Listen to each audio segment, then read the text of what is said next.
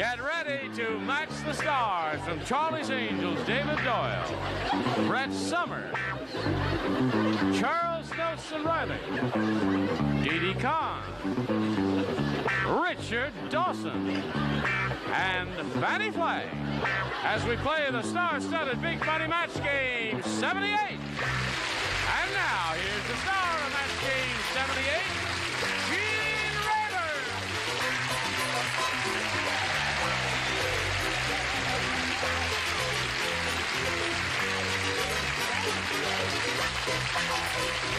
Okay, all set. Everybody ready over here? Hello there. Oh, what a hunk.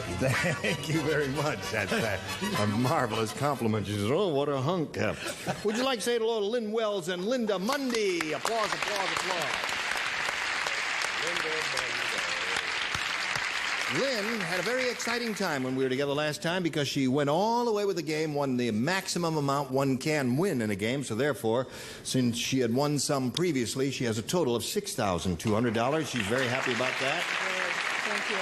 You got anybody rooting for you out here? My husband is out in the audience. Your husband is still there, huh? I can see him, yes. Yes. I think his loyalty is increasing as your winnings go up You there. have got that exactly right. We had a chance to meet Linda, had a chance to meet Linda last time we were together, and we found out that she has two children, right? Right, Jeffrey and Jason. And married to a very neat guy and has a grandmother who's celebrating her 80th birthday. That's right. Okay.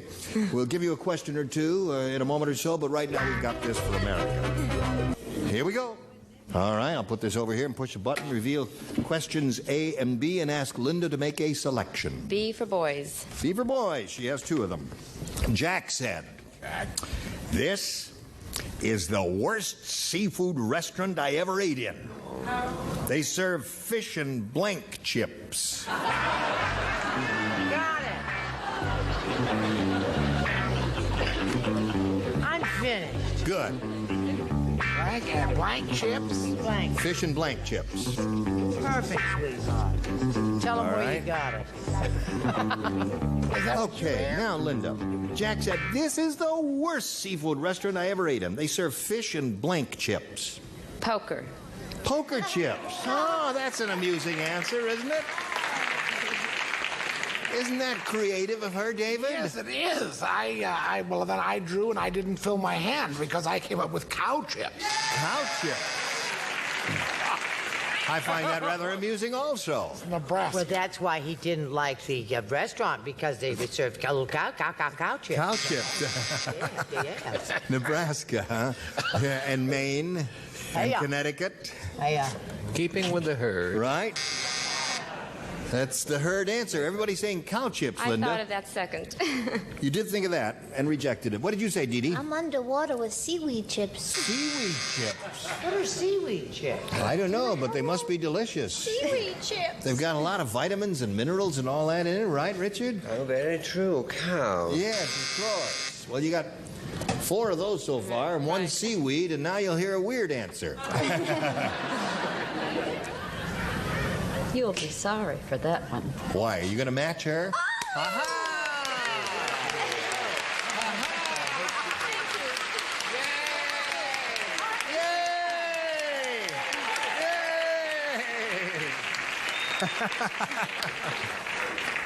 Well, Lynn, are you ready for yours? Yes. Linda picked up one. We'll see how you do with your first rounder. Tommy said, our school was really tough.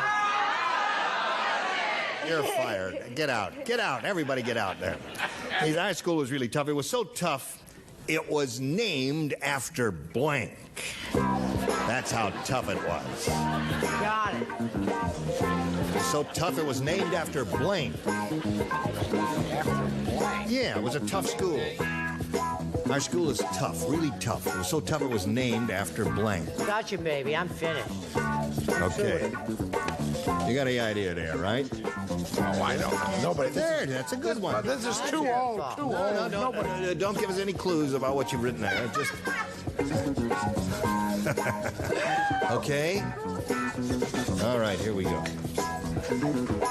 Right. Now, Lynn Wells, Tommy said our school was really tough. It was so tough, it was named after Kojak. Kojak. Is he tough? Yeah, he was. No. I guess he was tough. Kojak High. Kojak. Yeah. I thought he was a pussycat. Yeah. I mean, eating lollipops and all that. How tough can he be? That's right. Sweet kind of guy. This might be of another generation, but I said it was named after Dillinger. John Dillinger. Yes, he was a famous hood of the 30s. What do you say? A tough man. So tough. Yes. It was named after. I started to say Charles, but then I thought no one's going to buy that. It was so tough. Excuse me, Daddy. It was named after Al Capone. Al Capone. Tough guy of all time. Come on. Another vignette of superb acting, my dear. Congratulations. But she doesn't get the job, right? The Bonnie and Clyde Junior High. Bonnie and Clyde Junior High. Well, that's a good one. You got the idea now, huh? That is really tough. You see, Kojak really wouldn't be that tough, would he, Dee Dee? Gene, I'm embarrassed. You're embarrassed? You Yeah. got a rotten answer? I got a rotten answer. Is it weird or just rotten? Bad. Bad. Bluto. You know Popeye? Remember that guy? Popeye the Sailor Man, the big guy used to always get him. Oh, sure. Really? Oh, he was a killer. Bad. Next. I liked it, huh? Compared to seaweed chips, it's not that bad. That's right. This kid is really going downhill. You are a big movie star. Not for long. It was really tough. It was so tough, it was named after The King Kong High. King Kong High. That would be difficult there. Well, Fanny, you did it for the other one. Are you going to do it for this one? Well, I'll tell you. What? The problem. Richard and Charles and I went to Brett's for dinner the other night, and it was on my mind. And I said it was named something tough. It was a steak. Named after a steak. A tough steak. So there we are at the end of round one. 1-0 the score in favor of our challenger, Linda Munday. Round two coming up after this. Hurry back. We are ready to go to round two. This is the final round, ladies. Linda, again, you have a choice of A or B. B, please. Okay. You matched one person in that round. That was Fanny, who said poker chips. And now let's see how you do with the other five. Mrs. Smith said, you all know the newspaper called The Village Voice? Well, they named a new newspaper after my husband. It's called The Village Blank. Got it. Very good, my dear. Right.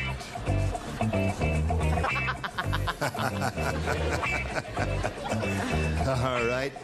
Linda, did you think about it? I did. Okay, Charles, you ready? Here we go. Mrs. Smith said, you all know the newspaper called The Village Voice. Have you ever heard of that newspaper? Yeah, I have now. Well, it's a famous newspaper in New York. It's Oh. published down in Greenwich Village. But there is a newspaper called The Village Voice. Well, she said they named a new newspaper after my husband. It's called The Village Blank. Oh, I hope this doesn't cause a divorce. Idiot. The Village Idiot.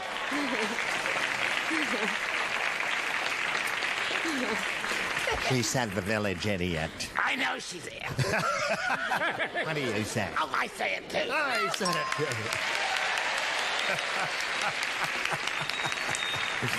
it. Yes, madam. That's what I said. You said it too? The Village Idiot. Everybody's saying The Village Idiot. Did you say The Village Idiot too? James Cagney? No. No, I'm sorry. Keeping with the rest on this floor. So that's 4 for Linda Munday altogether now. What did you say, Dee Dee? I said it too. You said it too. That's 5 for her. They named a new newspaper after my husband. It's called The Village Idiot. So what? Well. Now, Lynn, you must match all 6 to stay in the game and achieve a tie. That's the best you can do, is a tie. Let's see how it works out. Old man Periwinkle said, I'm sorry you're too old for me. I think old lady Murphy's mind is going today. My eyes are going, or tongue or something. I think old lady Murphy's mind is going today. Instead of hanging the laundry on the line, she hung her blanks on the line. blank. Oh, darling, I am growing older. Hunger blanks on the line. Right. Hey, instead of hanging in the laundry, she hung her blank.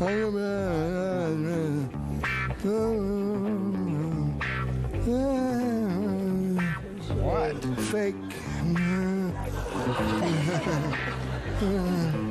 Real.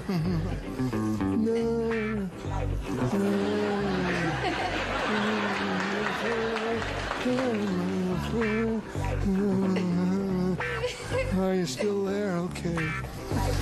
Oh, Ma'am Periwinkle said, I think old lady Murphy's mind is going. Today, instead of hanging the laundry on the line, she hung her blanks on the line. Boobs? Boobs.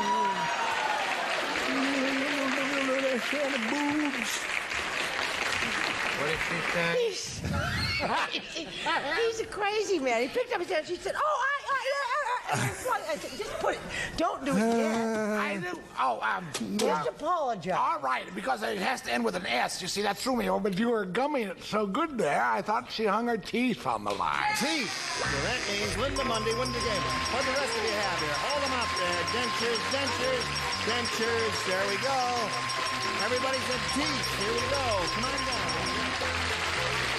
Well, Lynn, you're leaving here with a bundle of money, and we congratulate you. Thank you. Thank you, You've got everyone. $6,200 and our best wishes. Thank you, Lynn Wells. There she goes. Here it is, Linda. By all means, you can hold on to me. Now, there's nothing to be nervous about. Money has a way of comforting you and making you feel secure. My husband knows that. Here it is. We polled the studio audience not too long ago, Linda, and we said, you write down your best answer to this. Nickel blank. Nickel blank. Remember, if you match the answer they wrote down most frequently, you get $500. For matching their second most popular answer, you get $250. And then for matching the third, you get $100. And you're going to get some good help now from our celebrities, so sing out one at a time. Okay, Richard. Nickelodeon. Nickelodeon. All right. Okay, Brett. Brett. Nickel and dime. Nickel and dime. Okay. David. David, have you got one? Third is tough. Right, just say it, Ducky. Nickel. Good, baby. Go right on. Nickel What plate. we have over here. Nickel plate. Plate. Okay. Get out. Nickel plate. It's an old-fashioned phrase. They used to use nickel plate years ago. Nickel plate, nickel and dime, and Nickelodeon are the three. Now, here, Linda, you have an option.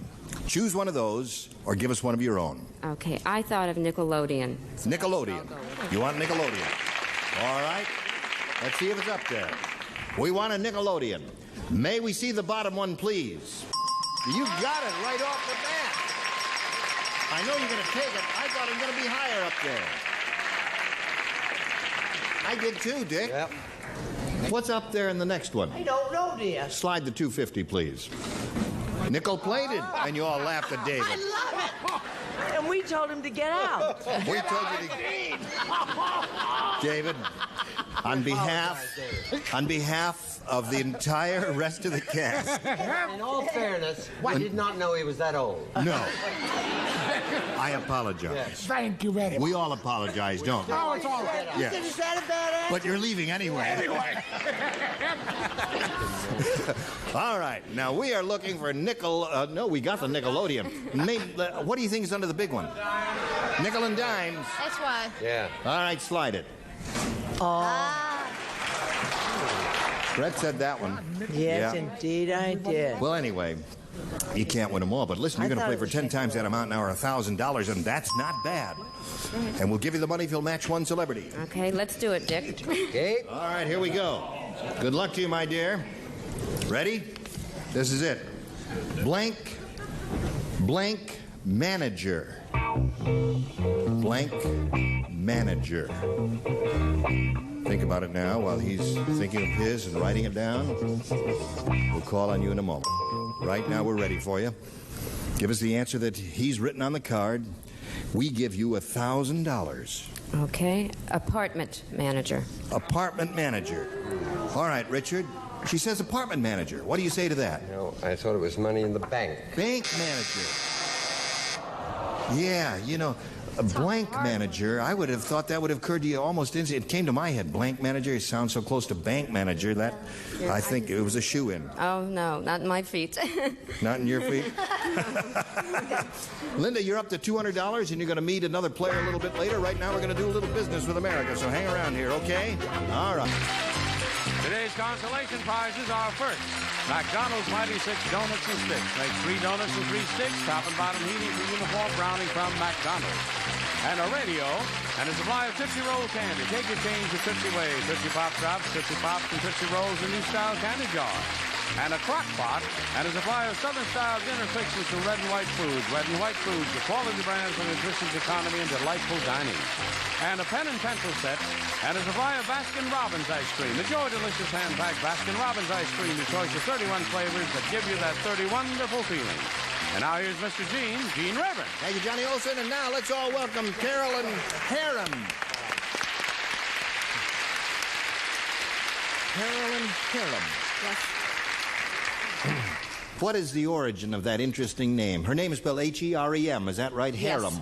It's Norwegian. Norwegian. You're of a little Norwegian. No, you're not. Not me. Not you. No. Your husband. Yes. Where are you from? I was born in Los Angeles. You was from Los Angeles. Mm-hmm. What do you do for a living? I'm a teacher's aide. Teacher's aide. Yes. What does that mean? I help the teacher, and I teach some of the students in the class while he's busy. I see. Do you ever intend to become a full-time teacher? No. All right. You've reached the pinnacle of your success. You're doing what you want to do? Yes. You are a square peg in a square hole. You are very happy. You Yes. are a happy woman. I can see that. But if you lose, you will be unhappy. Carolyn, you may have A or B. B, please. B it is. This is a new game. Everyone will participate. Charles Nelson Riley said... Uh-oh. He says, I'm taking the most wonderful course in cooking. It's called Cannibal Cuisine. Tonight I'm cooking blank with orange sauce. Tonight I'm cooking blank with orange sauce. See what he's doing? Hiding. Cannibal Cuisine. Got the idea, Carolyn? Okay.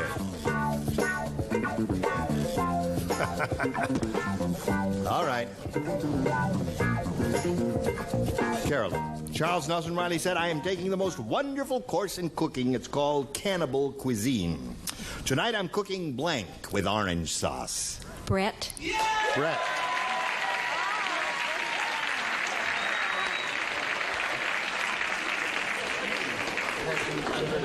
Peasant under glass, you say? That's beneath you. That's beneath you. It is beneath you because he said it and he's being... yes. Well, I thought he might take it to the very end. The cannibalistic theme grabbed my mind, and I thought he was cooking himself. Well, that is the very zenith of the cannibal instinct. You are a weirdo. Yes. You're not the first one to say that, Ducky. No, actually, he's going to get the worst case of indigestion he's ever had in his whole life. If he could. Brett. Aha! So she is some tough cookie. Brett d'Orange. Brett d'Orange. That's 2 for Carolyn. Brett d'Orange. What do you say, Dee Dee? I had a very bony answer. Skull. Skull.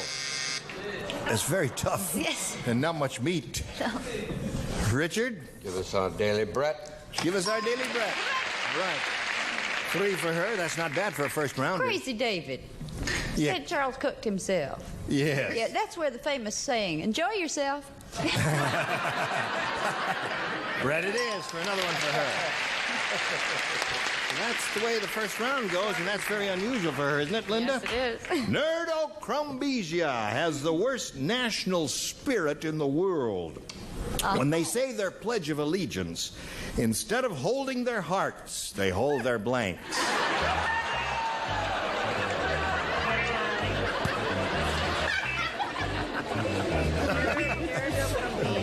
Good. Excellent. the lunch. Wonderful to have you on the premises. Oh, I get it. Here. I love you. Take that to the cashier. You'll get your money back. Thank you very much. Right, Brett, and a girl. Golly. Okay. Simony Dutch. All right, Linda Mundy, here we go. Nerd Wait a from minute, Beja. Mr. Well, he's Empty writing. They have the worst national spirit of the world when they say their Pledge of Allegiance. Instead of holding their hearts, they hold their blanks. They're tushies. Oh, really? That's a strange sight, isn't it? My country, 'tis of thee. No, they do it with both hands. Oh, with that way, I see. Go ahead, David. Well, I figured they didn't even want to hear the name of their country, so they held their ear. Ears. We're looking for bottoms here, Brett. No, I said P.U. Noses. No. Charles? This is what they held, you see, by the time they finished the allegiance, they were no longer citizens of that because they were dead, they held their breath. All right. No, Linda's looking for the answer, Tushies. What do you say? Sweet land of Buns, liberty. there it is. One for her. Richard? My God, I've been robbed. Right, that's two for her. Noses. So score is 4-2 at the end of round one, and now we've got this for you. Gene Mabry, dear, join us next time for Match Game 78. Goodbye.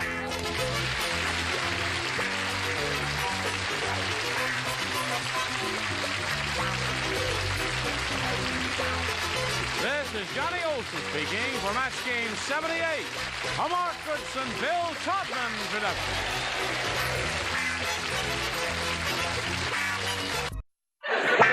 Get ready to match the stars.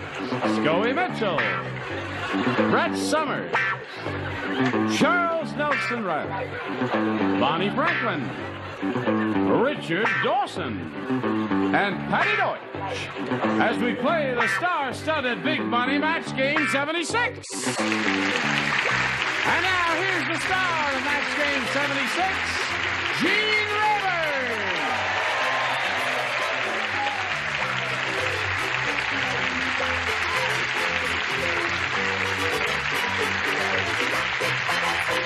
Johnny Owen friends. Listen, I breathed on you and you didn't get anything, did you? Now, don't be afraid. Well, when I get a cold, it hangs on a long time, doesn't it? Sure do. Week after week. This is our 9th week now. This is our you've had 9th the cold. week I've had a cold, so that's why I can't kiss you yet, Bonnie. But next time you're on the show, I'll give you a kiss. All right. And I'm ready to kiss you any old time. No, Oh, not you- with a mustache. You No. devil, you. Yes, I am a devil. Would you like to greet our two players over here, Bill Dotson and Sue Cruiser? Now, Bill's a current champ. He's won $600. How do you feel about that, Bill? I like it. You like Very the much. $600? Yes. You ever won anything in your whole life? Never. Well, this is a first for you. And Sue is challenging him. She's had her first round. Well, you both had your first round questions. We're going to start with round two. It's 1-0 at this point. Round two coming up in a moment or so, but right now, pay attention. 1, go, bing. Round two, final round. Sue, A or B? B, please. B it is. Who plays? Everyone except Bonnie. She's the best. She's the best. Melvin said that farm must belong to an exotic dancer. The cows are wearing blanks. An exotic dancer. An exotic dancer. That farm must belong to an exotic dancer. The cows are wearing blanks. Gotcha. Have you seen Patty Deutsch? Yes, I was She just thinks she's noticing that. Fanny Flagg. She thinks she's Fanny Flagg. She doesn't I have know the we're equipment not for it, Fanny but she Flagg. doesn't care. But, you know, that is really quite handsome. I made it You made it, yes. while waiting for a laugh. All right, we're waiting for Charles. Come on, Charles. My name isn't Charles. Okay, here we go to Sue. Melvin said that farm must belong to an exotic dancer. The cows are wearing blanks. Only thing I can think of is those scarves they wear. You know, I don't know what you call them. A veil or a scarf or something like that. Right. Yeah. Those Do you hear chiffon that things. little bit of oohing and awing? I know. I think the audience is trying to tell you I something, think Sue. they are too. All right, Sue. She said a veil. Scully, and the audience was not too thrilled with that. Let's see how they I'm go. surprised that someone from Las Vegas would say a veil. Yes. Yes. What would you And say? I'd like to congratulate you, Bill Dotson.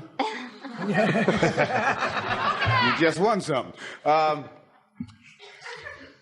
I said pasties. Pasties. Did you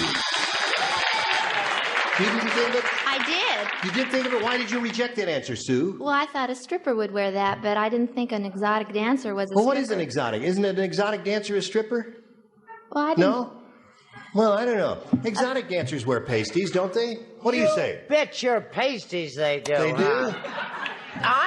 She teaches the first grade, you dummy. That's why she didn't say scarves. She does not there with Joey. Well, never mind.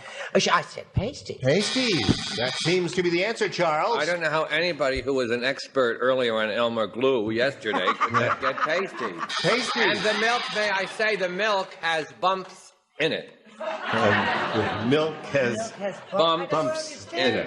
Or it's curdled, you see.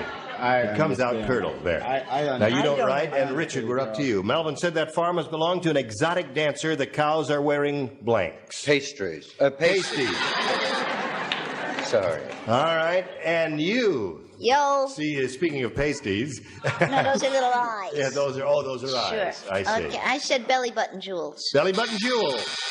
So we got no scarves or veils there. And Sue, pasties would have done very well for you. Bill, 1 to tie, 2 to win. You ready? I'm ready. Here we go. Oh. I love this one. Want to share it? Yes. Okay. When they were passing out brains in heaven, Howard Cosell was at the end of the line. We could quit right there, couldn't we? No, I'm only kidding, Howard, wherever you are. So instead of a brain, they gave Howard a blank. I got that one. Oh. I'm first. When they were passing out brains in heaven, Howard Cosell was at the end of a line. Right. So instead of a brain, they gave Howard a blank. Good.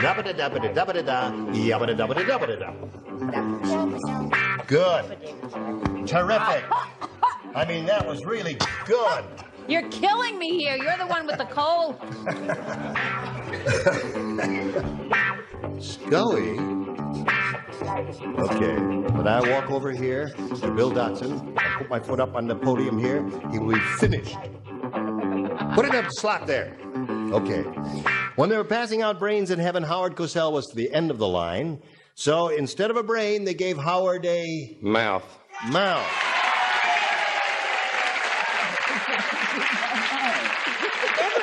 I don't believe it. Amen. It never entered his mind. Never entered your mind? There's a reason for that. He was standing right behind Howard. Oh, he was behind Howard, I see. What entered your mind, Scully? Well, it was the law of the land at the time.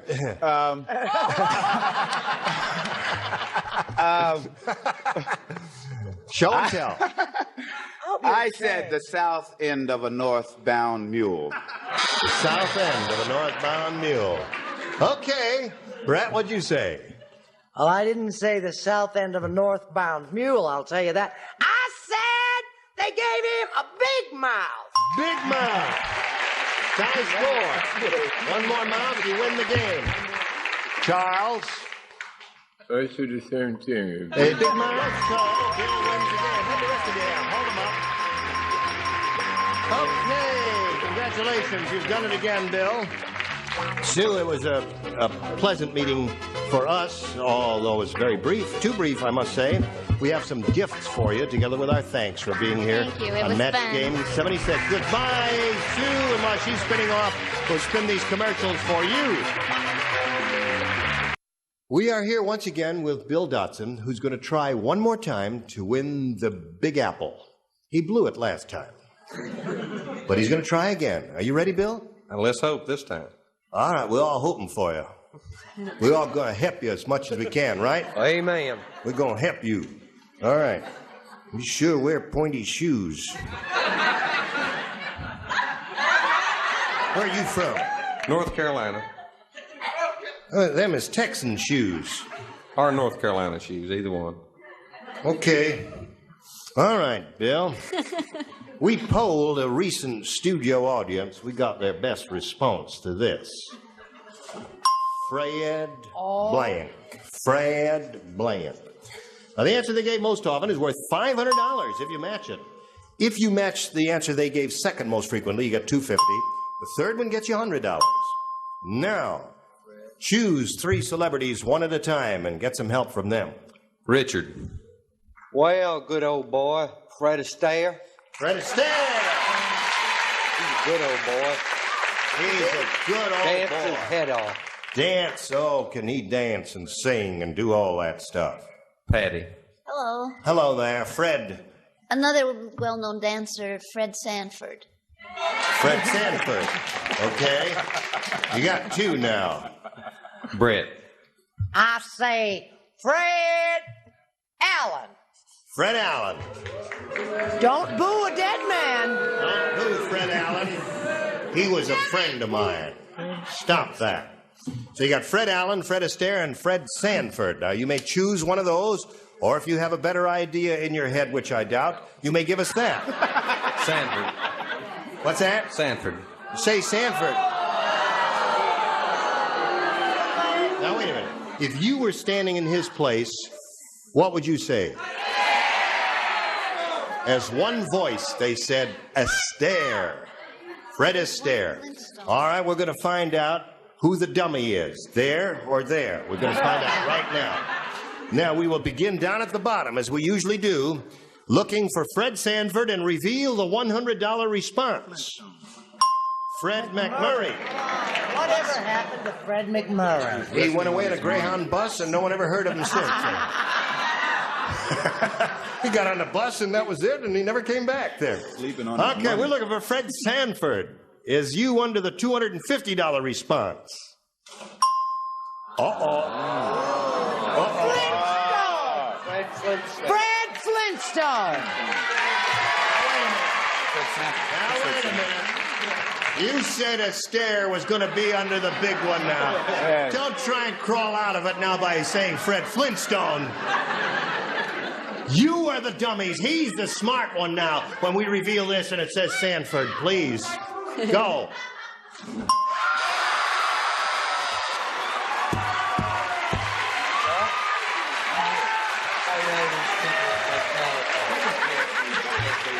I don't understand that. I knew it. I wrote it down. You wrote it down? Yeah, I knew it. That was my answer. Was that yours? They can pass me by if they don't want money. It's all right. I tell you, I am really surprised. I really thought it was going to be Fred Astaire. I knew it was Flintstone. You knew? How did y'all know? How did you know? Huh? Well, anyway, Bill, you picked up a little more money there. Well, listen, you picked up quite a bit more. You got a total of $700 now, and you're going to meet another player, so let's welcome Linda Griffiths.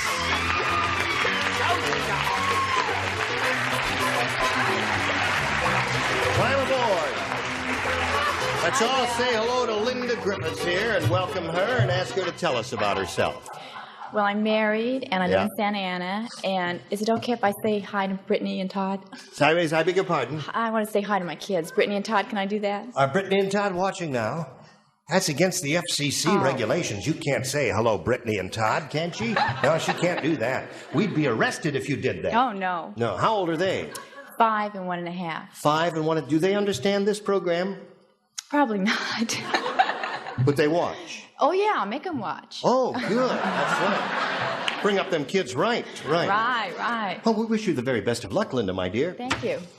And I ask you to make a selection here. It's your choice, A or B. B. B it is. We're off and running with a brand new game. The delivery boy said to Harold, I have good news and bad news. The good news is your ex-wife sent you a birthday cake. The bad news is it's made out of blank. Good news and bad news? Good news, your ex-wife sent you a birthday cake. Bad news, it's made out of blank. Our new music is playing. Well, it's much more hummable than the old. Well, that's another variation. The delivery boy said to Harold, I have good news and bad news. The good news is your ex-wife sent you a birthday cake. The bad news is it's made out of blank. Think about that. While we're waiting for Patty Charles. Somebody just went crazy in the audience. Yes, what's wrong in the audience? Anything wrong down there? Everything okay, John? Okay. There's a bleeding woman in the 5th row, That's but all right. no, never mind. Okay. Charles. Now we're ready. What a terrific Now, Linda. The delivery boy said to Harold, I have good news and bad news. The good news is your ex-wife sent you a birthday cake. The bad news is it's made out of blank. Gunpowder. Gunpowder. No. You're going to win by default again. Okay. She said gunpowder, Scoey. What do you say? I heard what she said. You didn't say that. No. No, you didn't say gunpowder. You have very lovely eyes. Hello? Oh, show and tell time. Soap. Ex-wife sent you a birthday cake. Bad news, it's made out of soap. What's that Well, mean? she always felt he was a dirty dog. I see. Okay. All right. Brett. Talk about a man who never knows when to quit when he's ahead. She wanted him to hurt his little two-piece. He made it out of cement. Cement. Good. Charles? Glimmer-free? What is that word? Glimmer-free. I had a glimmer-free of answers, but I chose a papier-mâché cake made out of bounced alimony checks. Bounced alimony checks. Gunpowder is the answer Linda's looking for. The bad news is the cake is made out of gunpowder, is what she said. Bonnie, what you say? I have a poisonous answer. Arsenic. All right. We Richard? got one fan out there, What's Bonnie. your contribution? Well, the good news was that... His ex-wife sent a birthday cake. Right. The bad news was, of course, it was made out of fertilizer. That's your basic bad news. Yes, I got the drift of it. You only want one of those cakes. Yes, that's right. Tastes terrible, huh, Richard? Miss Patty Deutsch, honeychild. Yo, Yes, ma'am. you may have heard this somewhere before. I said back alimony summonses. Back alimony summonses. Okay. So, Linda, that's nothing for you with your first round question, and we'll see how you do with yours. But first, let's see how we do with this. Today's consolation prizes are a True Test waffle maker and grill. Snap-in Teflon grids easily convert this waffle maker to a grill exclusively from True Value hardware stores. A new pulsating water massage from Polynex featuring 4 shower heads in one lets you dial how you want to feel and installs easily in minutes. And bath towels from Stay Puft Pink Fabric Softener leaves your washable soft and fresh and towels more absorbent. Stay Puft Pink Soft and Absorbent. Who knows what danger lurks in the hearts of men? The shadow blanks. When Match Game 76 continues in a minute. Crazy Dawson's Discount Depot. We're overflowing with musical instruments, bennywhackers, and more on Family Feud. Today at 1, here on Buzzer. His prices are great. Here we are, middle of round 1. Ready, Bill? This Ready. one's all yours. Harvey the Cannibal Good Humor Man invented the cannibal popsicle. Oh, dear. He made it by putting his blank on a stick.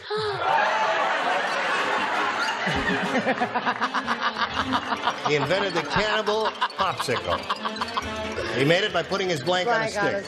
Okay, honey. Anything you say.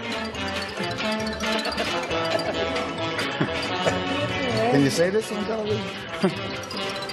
Would you listen to this music they've chosen? Oh, wait a minute. Let me hear that music.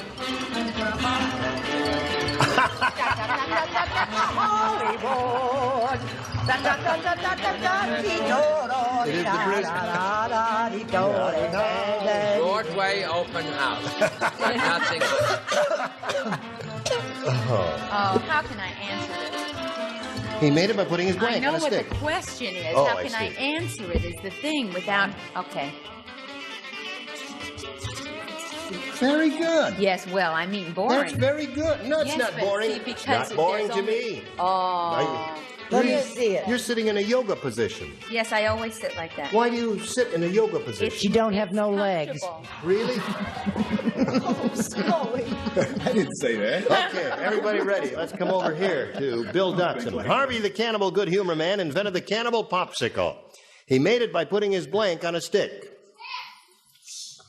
Finger. Finger. Okay. Finger's not bad. That would look like a popsicle, wouldn't it, Scoey? Sure would. First of all, I take offense to cannibal jokes. Yes, so do I. I do too. Secondly, yesterday Bill said he had never won anything. Right. I can understand it.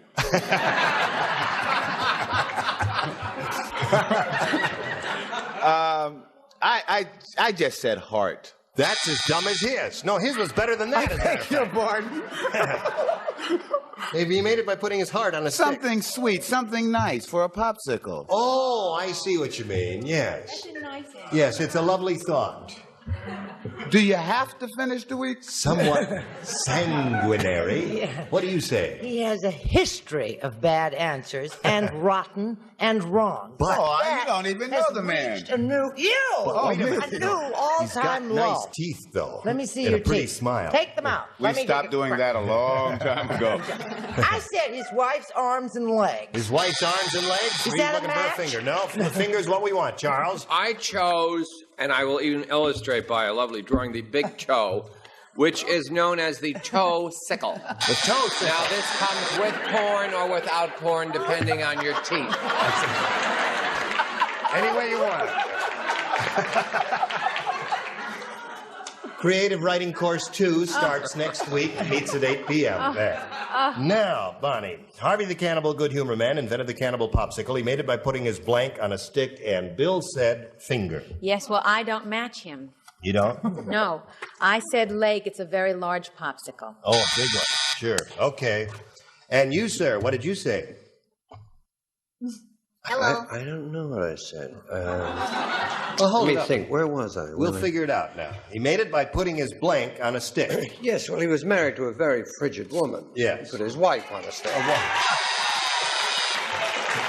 Little play on words, Bill. That's did you get the joke there, Bill? Yes. Well, laugh it up there. He's off to Saudi Arabia. That's right. He's going to Saudi Arabia. Not a moment too soon. Now, Patty Deutsch. Yo. Yo. Well, he was in fact married to a pygmy. He was. Yes, and put the little woman on a stick. The little woman on a stick. Okay. So, at the end of round 1, 0-0. Round 2 Yes. coming up, and it'll get better. Not the least bit humorous. Hello there, friends. Well, it's time to say goodbye. Parting is such sweet sorrow. I shall say goodbye till it be morrow. You're going to Saudi Arabia, eh? Well, stick around. You come back next time, right? I'll be here. Tomorrow or whenever it is. How much time now? 30. Oh, Can I give my lecture on how I hate the vacuum cleaner, folks? No. Don't find out about this young Yeah, now lady's listen, show. we've been saying one day at a time here, but we've Right. never said what night of the week or what time, east and west. Do you have that information? Yes, I do. What is It's it? on Tuesday nights at 9:30, CBS. And I guess in the Midwest it must be on at 8:30. Must be, because it's always an hour earlier. Yeah, so it's 9:30 in the west, and so that'd be 8:30 in the east, wouldn't it? No, No, that's wrong. no, No. wrong. 9:30 both coasts, but in between it's at 8:30. Well, you can't just the in-between part. That's fine. Don't get Very cranky difficult, with yeah. a star. Okay, anyway, we'll look forward to seeing you Tuesday nights. Gene Rayburn here. Join us next time for Match Game 76. Goodbye.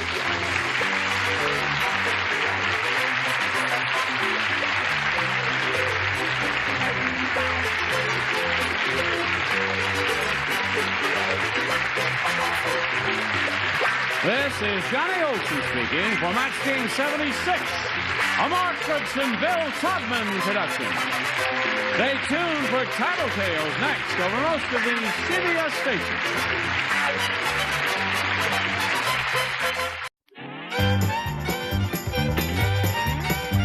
It's time for the Family Feud, introducing the Waters family. Cheryl, Sandy, Steve, Edith, and Virgil, ready for action.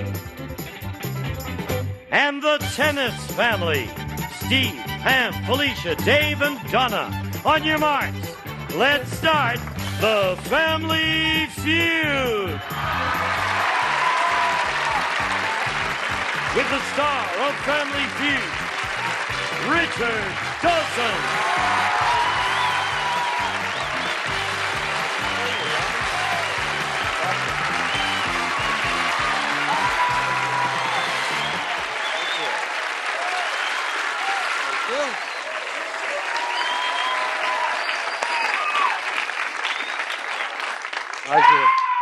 How's your cold, Wally? Okay? Good. Since we taped the last show, we've had about 5 weeks off. I've been in Hawaii. We had a family, the Cantrells, the name? We had a small dispute over a couple of the calls. It was not exactly a small dispute. It was next to the Miami riots. I think it was. Anyway, they're coming back. I won that war. They're coming back in a couple of weeks. I think they're in Oklahoma somewhere, and they have to get all their family together. We're going to fly them in. They're going to stay here and play. We're going to have a good time anyway. The Waters are the champs. Make them feel at home, please. How are you? Look how much you've won. I know, it's marvelous. Been away so long, I forgot. You got $12,110. A lot of money. You meet your family. Richard, I'd like you to meet my sister Sandra, I see. my brother-in-law Steve, my mother Edith, and my father Virgil. Virgil. Now, I was engaged to Edith, I believe, before we left. Yes, she's madly in love with Everything you. okay, Edith? Everything's grand. Good. Nice, the Cantrells are going to come back. Yes. Of course, if you still keep, rolling along as champ, she'll be here. Well, good. I hope so. Meet him again. Here's a nice family. I always wanted to take up tennis, make them feel at home. The tennis family. How are you, Steve?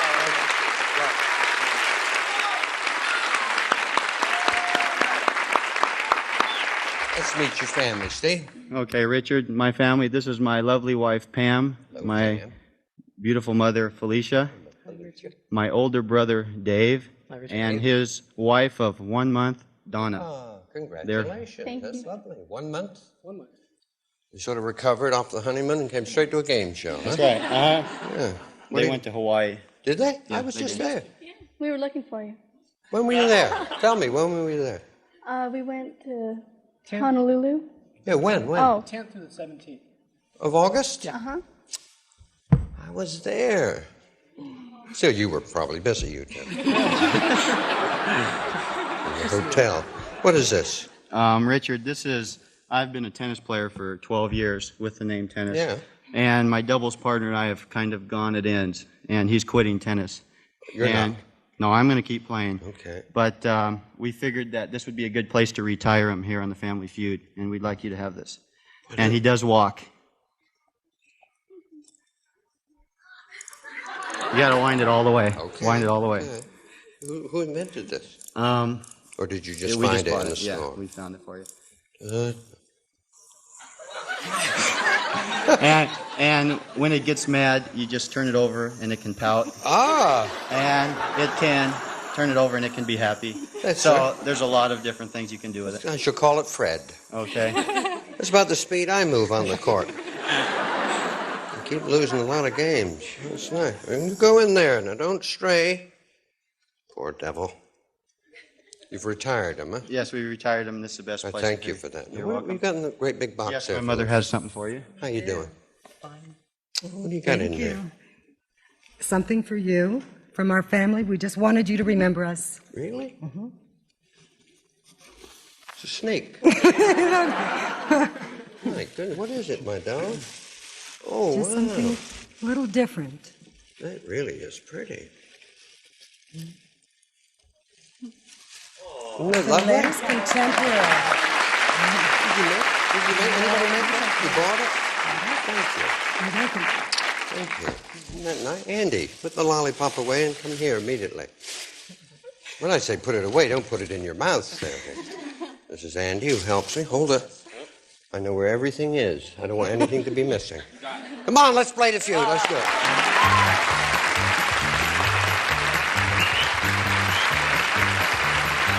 Well, 100 people surveyed. The top 8 answers are on the board. You got to try and find the most popular answer. Here's the question. Name an occupation in which you have to climb something.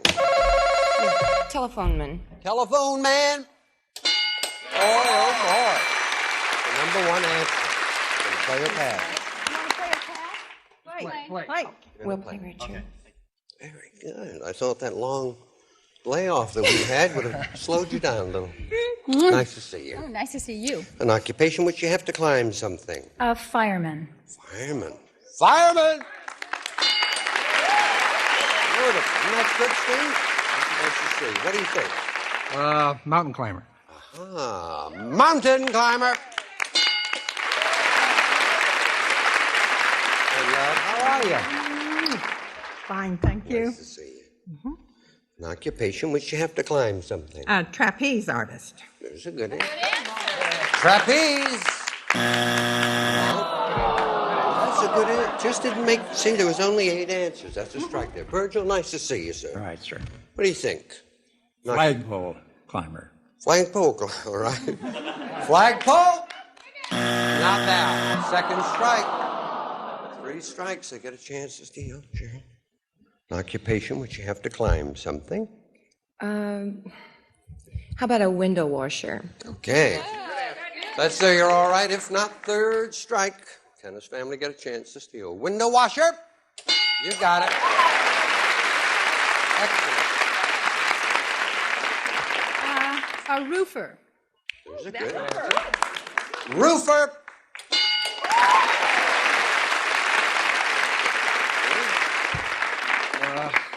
An occupation which you have to climb something. Chimney cleaner. Okay. Chimney cleaner's there. You're all right. If not, third strike. Chimney cleaner. Not there. $64 up there for you, Steve. Give me the right answer. What do we do? What do we got? Lumberjack. Painter. Need an answer.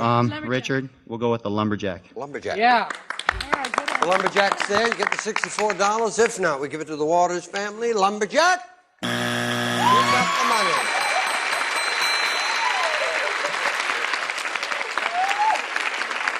Number 2. Yeah, you had painter, right? Well, you chose. Who knows? Number 5. Number 7. An electrician. Okay, I think we're going to have a good day today. We'll be back right after this. It's got the money, $64. Nothing for the challengers. Come on, buddy.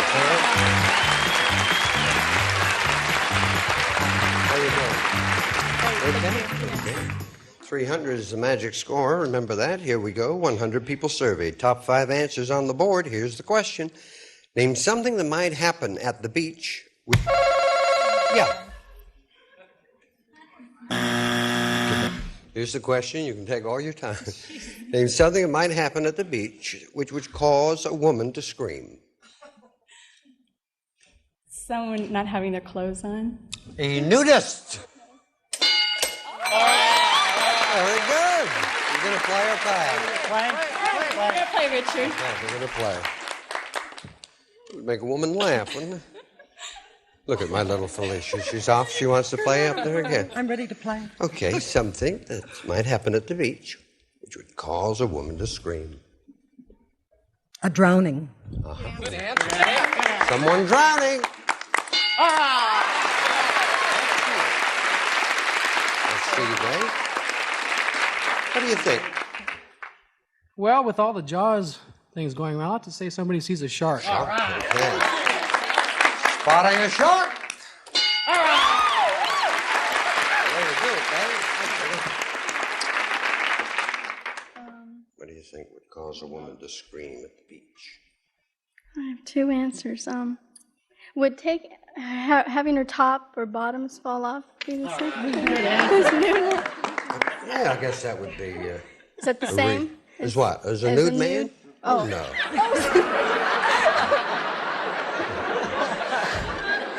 No, I like yours better. Oh, okay. Then I'll... Losing her top or her bottom.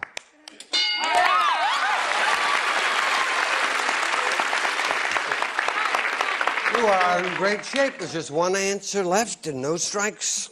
Something to call at the beach cause a woman to scream. Maybe a lady seeing somebody get beat up or assaulted on the beach. Okay, my favorite. An assault at the beach. First strike. Okay, how about someone stealing from either... Yeah. All right, good answer. That's up there. Because there you got it all. Someone stealing. Not there. Alicia, darling. Something might happen at the beach which would cause a woman to scream. Just 1 answer left. The only thing I can think of is someone falling from the sky. May not be good, but that's all. I know that would make Chicken Little scream. Someone falling from the sky. You got it all of us there. If not, Waters got a chance to steal. Someone falling from the sky. Not that. $66 for you. You get all the money if you give me the right answer. Being thrown in the water. Thrown in the water. Somebody getting thrown in the water. Stand on you.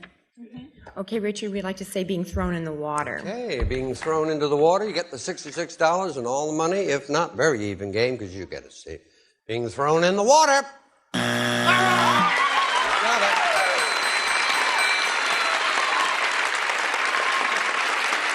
Number 4. Well, that's different because that little kid come up with a bucket and look out, he's coming down again. We'll be back right after that. It's going to be close here. $66 there, 64 there.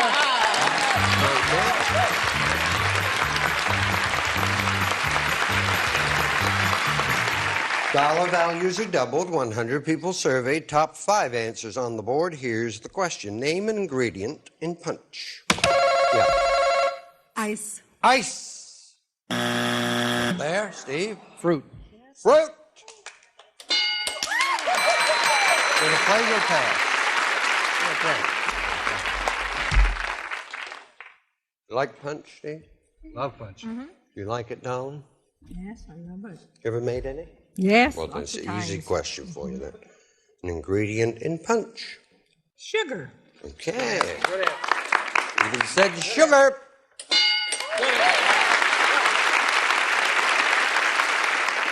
Now, do you just drink it or do you help make it occasionally? I help make it. You do? Probably easy for you then. What do you think? Oh, boysenberry. Boysenberry, all right. Wouldn't that be under fruit? That'd probably be under fruit. See, look, all fruit up there. I see. And the juice. Yeah, let's see here. Lemon. That'd be fruit, yes, Virgil. Yeah, orange would be, pineapple, pomegranate, your raspberries, gooseberries, they'd be there. What do you think? Well, it would be ice in there. We've had ice. We've had ice. Yeah. 3 seconds, Virgil. Okay, that's a strike. I got a feeling he drinks more than he makes. An ingredient in punch, my love. How about champagne? Aha, let's take a look. Is there any champagne?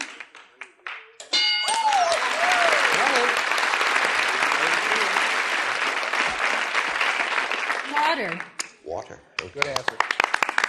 We're looking for water. Excellent. 244.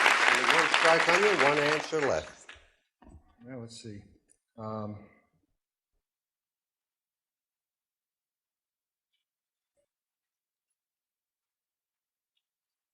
I snap my fingers, you'll wake up, feel refreshed. I'm thinking.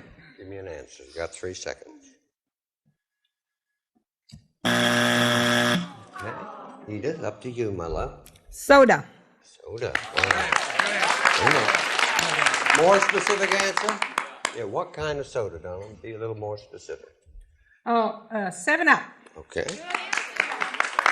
7-Up is there. You've got it all. If not, it's your 3rd strike. Tennis family got a chance to steal. 7-Up.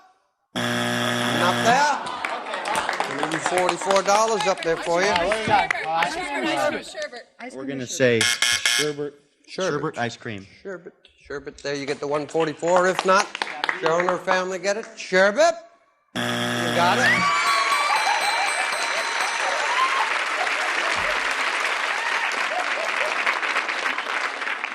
I thought club soda, but that's what I put, but I don't know what's...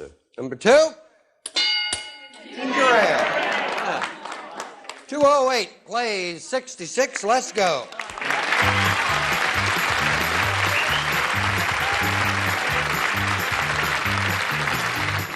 Dollar values are still doubled. 100 people surveyed. Top 4 answers are on the board. Here's the question.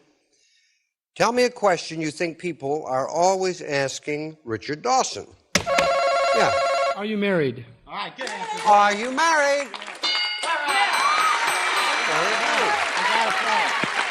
Going to play. It's true. 2 guys in Hawaii asked me that.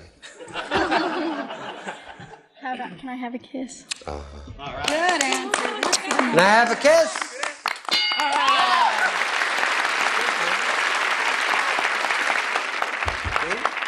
What do you think the question is people are always asking me? How young are you? Okay, or how old are you? I meant it that way, but Yeah, I of wanted course. to say it the right way. How young and old are you? Okay, do it. You got all the money. Can I have your autograph? If it's there, you got it all. Autograph. Yep.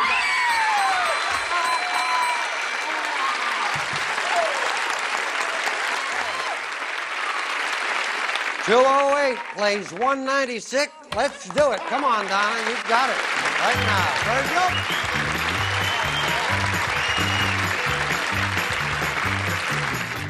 Dollar values are tripled, and this is going to decide the game. This will decide who'll play for the big money. 100 people surveyed. Top 3 answers are on the board. Kind of a long question, so listen. With the prices of almost everything rising so drastically, name something you wish you'd bought years ago. Yeah. Real estate. Real estate? Number 1 answer. What are you going to do?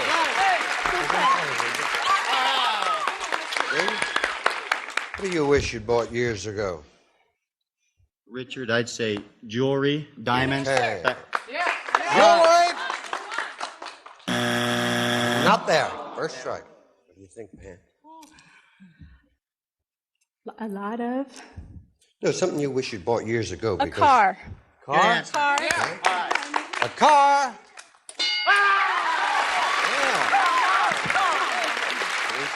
Prices of almost everything rising so drastically. Name something you wish you'd bought years ago. Gold. Gold's there. You are the champs. You'll play for the big money. If not, it's your second strike. Gold!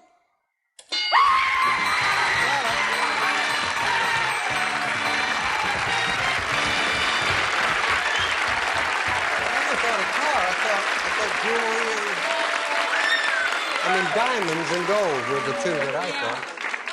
Okay, darling, you got $208, but you know we added to $12,110, and we thank you for being here. You're a nice family. Thank you. Thank you. Bye, love. You're gonna make some punch for Virgil? Thank you. Thank you. Thank you. Who's gonna play? 2 people. Let's go. Who's going first? You first? Felicia's going for the big money right after we watch this. Very good. I'm here with my darling Felicia. Dave, your son can't hear us. He's off stage. Get a nice big score here. Take all the money, okay? Terrific, right? 15 seconds, please. Name something women do to improve their figures. Lose weight. The most you'd pay for a pair of shoes. $20. A food people eat in bed. Crackers. How many hours it takes to get a sunburn. 1. Something Shirley Temple's known for. Her curly hair. Turn around. You go, Don. We're going to see how well you did. Something women do to improve their figures. You said they lose weight. Survey said. The most you paid for a pair of shoes. You said $20. The only thing is the paper soles wear out so quickly. Right. Survey said. 5. Food people eat in bed. Crackers, said Felicia. Survey said. How many hours it takes to get a sunburn? You said 1. Survey said. 57. Something Shirley Temple's known for. You said eating crackers in bed. Oh, no, you said curly hair. Right. Survey said. Beautiful. Very good. Off you go, right back there. Here's Dave. Let's go. I don't believe that. I'll ask the same questions I asked your mom. You can't duplicate her answers. If you do hear that, I say try again. Give me another answer, okay? Please remind everyone the answers Felicia gave us. Give me 20 seconds on the clock, please. We wish you luck. Name something women do to improve their figures. Diet. Try again. Jog. The most you'd pay for a pair of shoes. $25. A food people eat in bed. Popcorn. How many hours it takes to get a sunburn. 3 hours. Something Shirley Temple's known for. Curls. Try again. Singing. Turn around.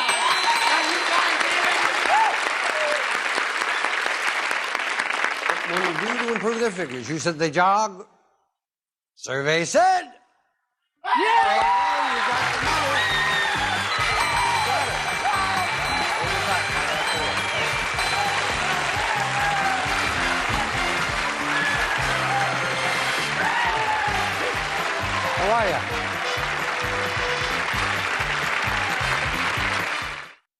Well, I thought those were members of the family that run up. They were just some robbers trying to get rich.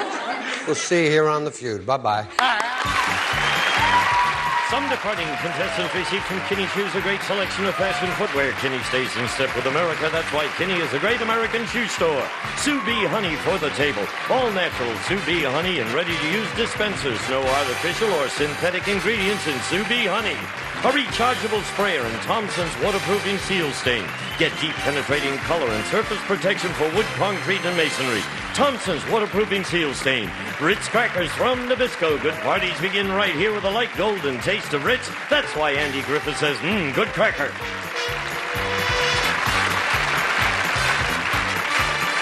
This is Gene Woods speaking for Family Feud. A Mark Goodson, Bill Todman production.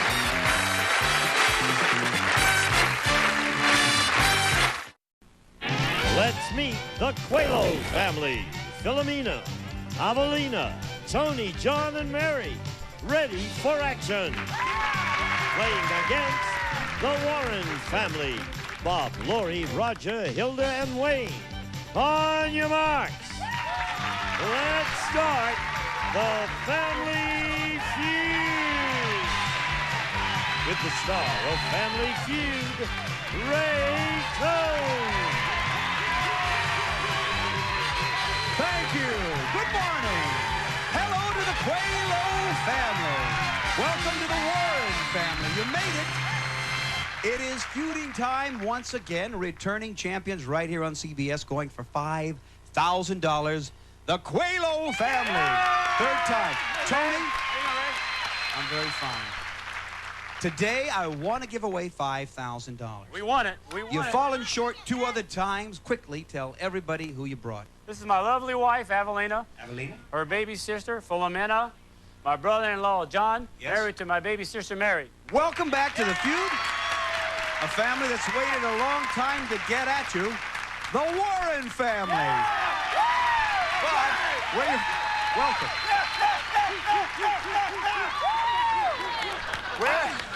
Where's the Warren family from? We are from Kingsburg, California, 20 minutes away from Tulare. All right. Who'd you bring with you? From my sister-in-law, Lori. Hi. My brother, Roger. Welcome. And my mother, Hilda. Nice to see you, Hilda. And my father, Wayne. Welcome to the show. Who will play for the $5,000? We won't know till we play the Feud. Let's go, Tony. The first family to $300 will play for the $5,000. Is your leg ready, Tony? It is now. Good luck. We've got the top 6 answers are on the board. We asked 100 people. Name something specific you always seem to be stepping over in your house.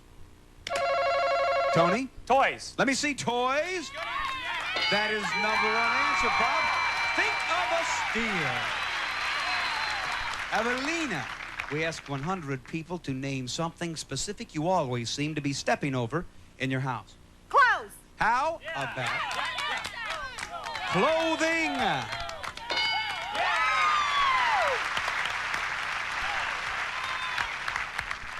Now, you say that again. I keep saying Philomena, but is that how you say it? Philomena. I guess I'm saying it right. What do you say? What do I say? Newspapers. Yeah. Stepping over in your house, newspaper. Good answer. 100 average Americans surveyed, John. Something you always seem to be stepping over in your house. Electrical cords, like the vacuum cleaner cords. Is it on our survey? Electrical cords.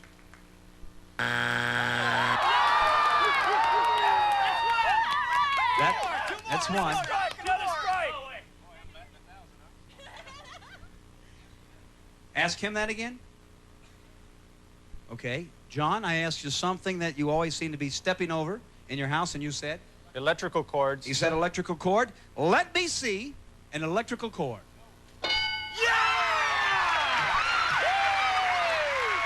Sorry, Warren family. Sorry. Seems like it wasn't there, but it was. Mary?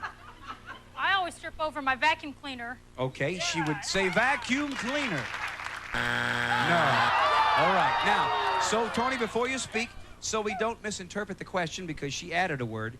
Something specific you always seem to be stepping over, not tripping over, in your house. Doormats. Mats. Stepping over the doormat. 2 strikes. Think of a steal. Evelina. Magazines. Stepping over magazines. 3 strikes. Warren family. Name something specific you always seem to be stepping over in your house. Wayne? You don't have to have anything. Hilda? Nothing? A cat. Stepping over a cat. The kids. The kids, the cat. You can tell Bob what you want him to say. Bob, silence. Let me just get it quiet here. They're saying a cat and kids. You may go on your own. What do you say? The kids. He says the kids. Well, I have 6. It's a good answer. Doesn't steal the bank. Children.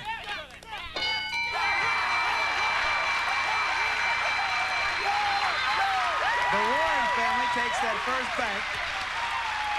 Quellos, this would have kept you going. Number 2. Pet, which would have been the cat. They had them both. We're coming back. See if you know the answers to our next question. Right after this. Don't go away. Game Show Network is making interactive TV easy. Just watch and play. First, log on to gsn.com and register. Then tune into our interactive shows, log on to our website, and you're playing the game at home. That's right, you'll compete in real time with the show and other viewers online. And with 84 hours of play along every week, there's plenty of chances to show just how much you know. And did we mention we're giving away thousands of dollars in great prizes per week? You could win, but only if you play along. So log on to gsn.com to watch and play.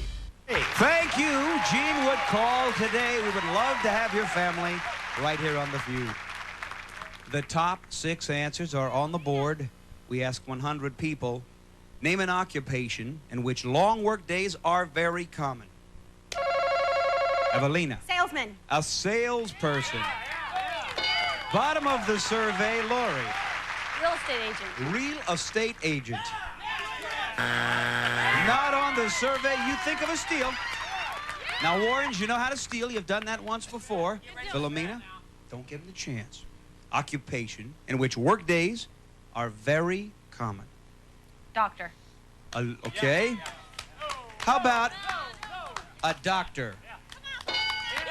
Number 1. 39 people said a doctor. John? I'm going to try serviceman. What do you do, John? Actually, believe it or not, I dispatch for service work for people who work in the same department that I do. I do the dispatching, yes. Okay, and Fast Money, I asked an occupation in which it would be good to have a car phone. You said? Service work. Okay, we'll see if your real-life experience has helped you in the Family Feud. Show me long work days as a serviceman. Sorry. All right, what do you say, Mary?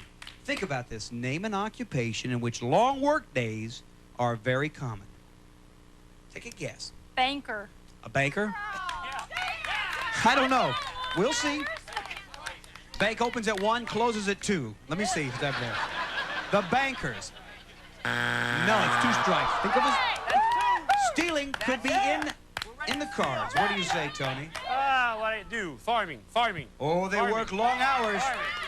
On the farm. Yes, sir. Bank grows to $52. Avelina. Parenting. Parenting? Well, parenting, yeah, being a father or mother. All right. Is it an occupation? Parroting. No, it does not. All right, Warren family.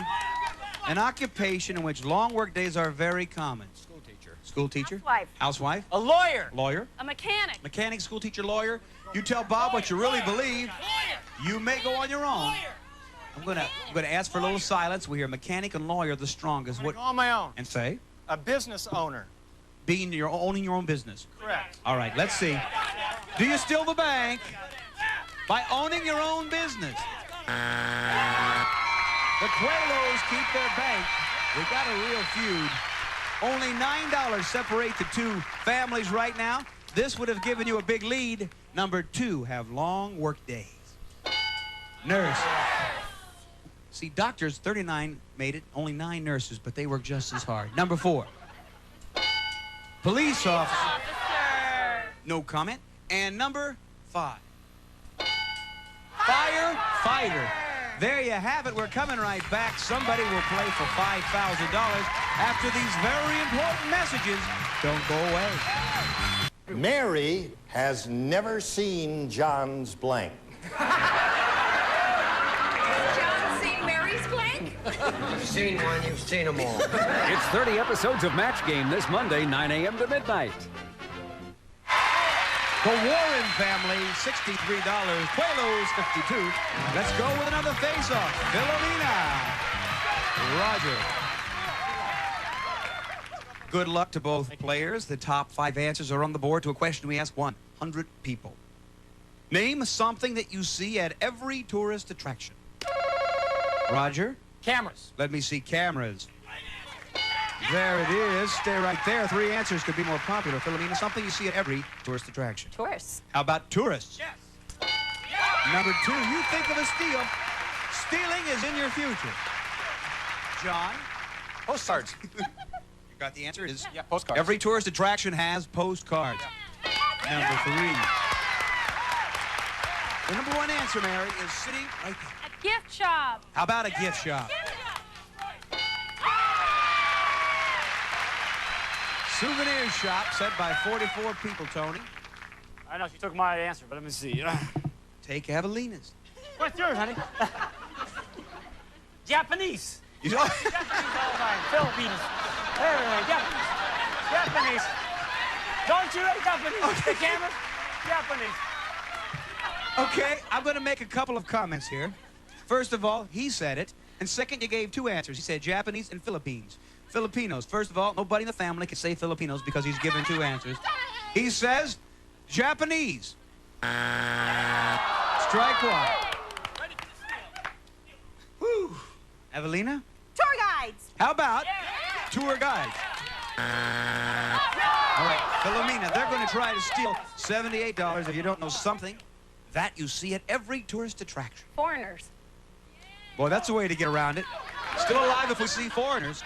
Okay, I want you to help Bob. Something you see at every tourist attraction, Wayne. Buses. Buses. Food. Food. Roger has nothing. Laurie. Food is good. Food, buses, food and buses on your own if you wish. Let's call for a calm. And Bob, what are you going to do? Hey, we're going with buses. I've seen a lot of buses at tourist attractions. Show me buses.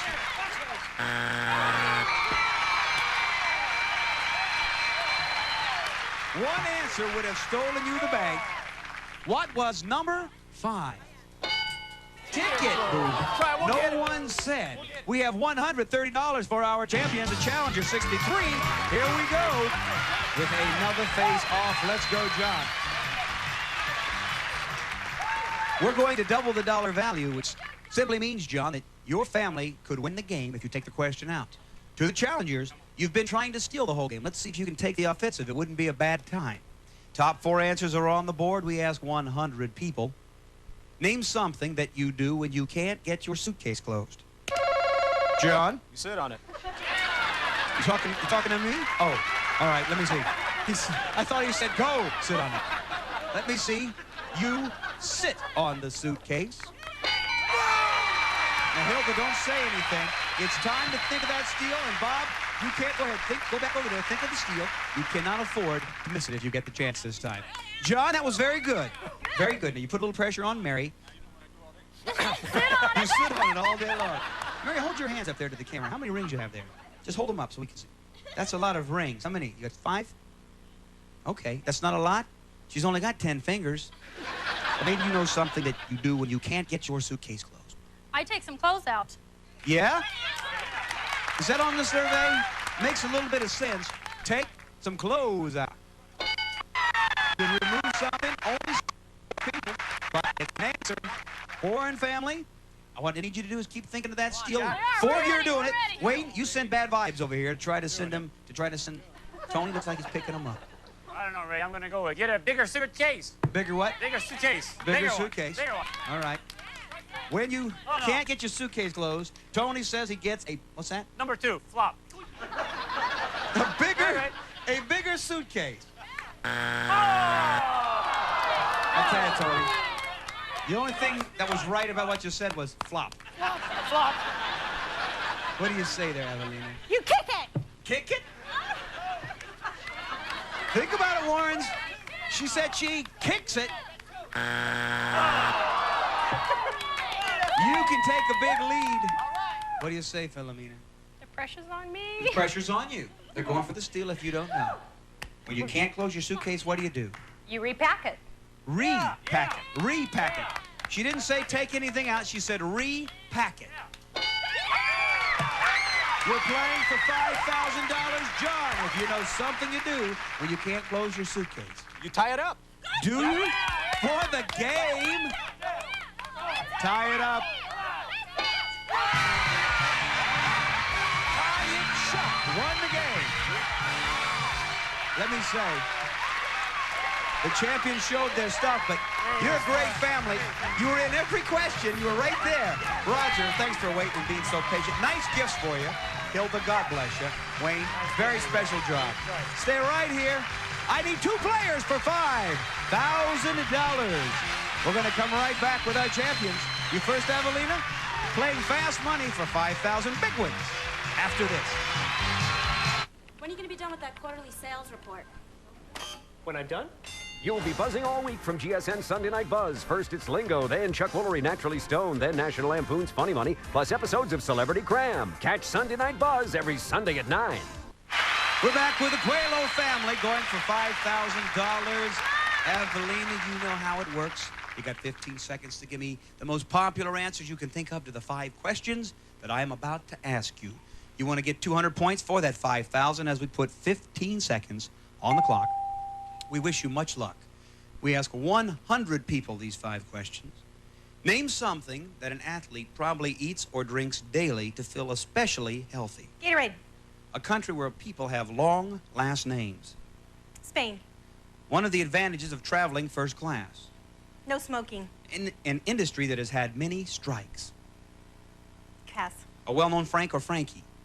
Franklin Roosevelt. She said Franklin Roosevelt. That's 4 of the 5. Turn around. Let's see how you did. Something that an athlete probably eats or drinks daily to feel especially healthy, you said. Gatorade. What did the survey say? You're up there with 4. A country where people have long last names, you went with. Spain. The survey said only 2. One of the advantages of traveling first class, you said. No smoking. Okay, what did the survey say? 2, you're inching up so slow.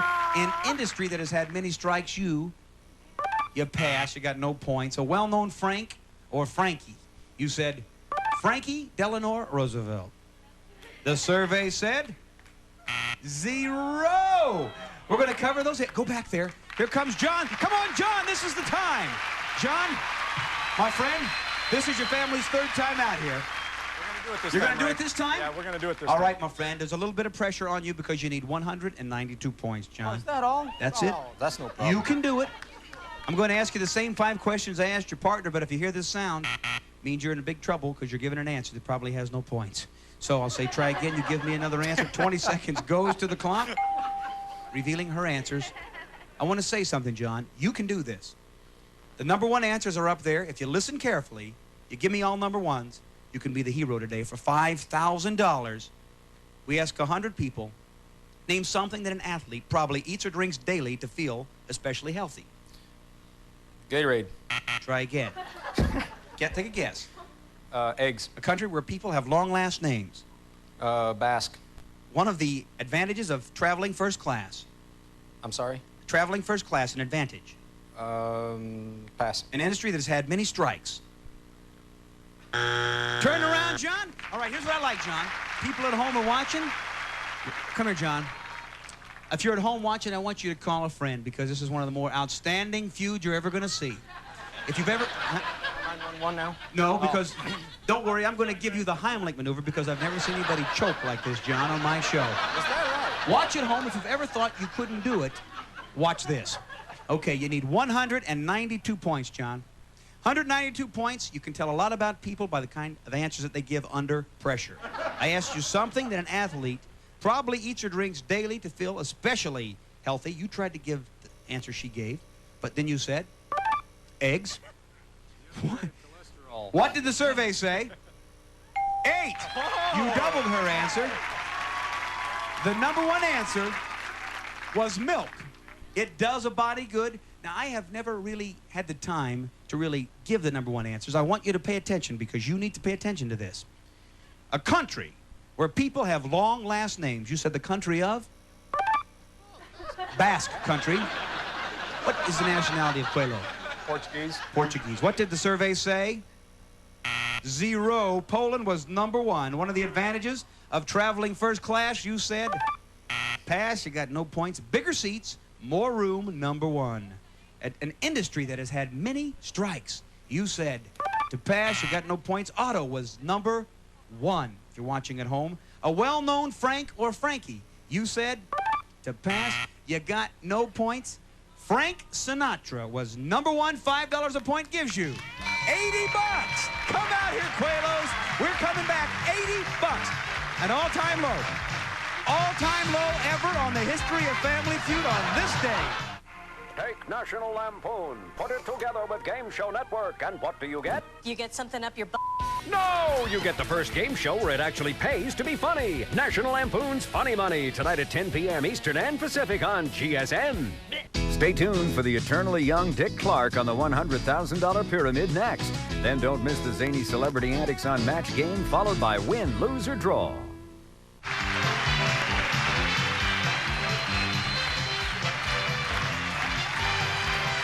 From Television City in Hollywood, this is Gene Wood speaking for Family Feud, a Mark Goodson television production.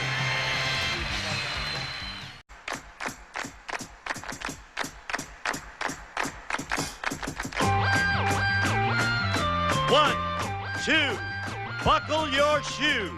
If you don't get an ace, then a deuce will do. On Card Sharks. And here's the host of Card Sharks, Jim Perry.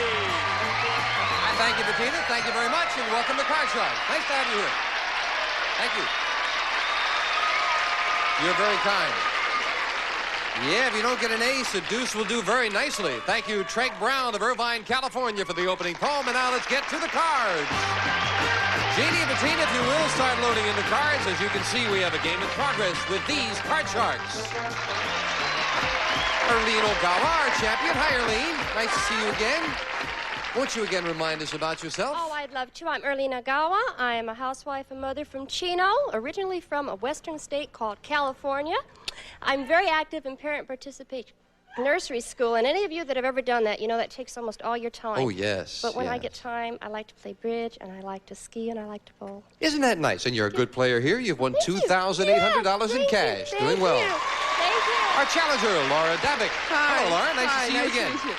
My name's Laura Davick. I'm a native Californian from Laguna Beach. I enjoy diving, all kinds of water sports. I have a pet shark that sleeps with me in my bedroom, which is kind of interesting. Well, don't go by that so fast, Laura. You have what? A pet shark. In your bedroom. Named Card. Card shark. Card shark. I see. How did you get the idea of a pet shark? Oh, I caught him on a pier in Ventura about 6 months ago, and I had him ever since. And you must have He's sick tonight, though. You must have a big tank. 80-gallon saltwater aquarium. 80 and he's not feeling too well. No, he's coming down with something. I don't know. Sorry to hear that. That's a strange pet, Laura. Good luck to both of you. Thank you. The cards have been shuffled. The players cut the cards. Erlene, the champion, plays the upper cards, the red deck. She has a king there as a base card. Laura, the challenger, plays the lower cards, the blue deck. And she's uncovered 3 cards. She's got a 10 now as her base card, needing 2 for the first game in the best 2 out of 3 match. We'll pick up where we left off with a question to you, Laura. Laura, we asked 100 single women. Did your mother ever tell you, if you got it, flaunt it? How many single women got that advice? Well, my mom always said, take advantage of your height. She's in the audience here tonight.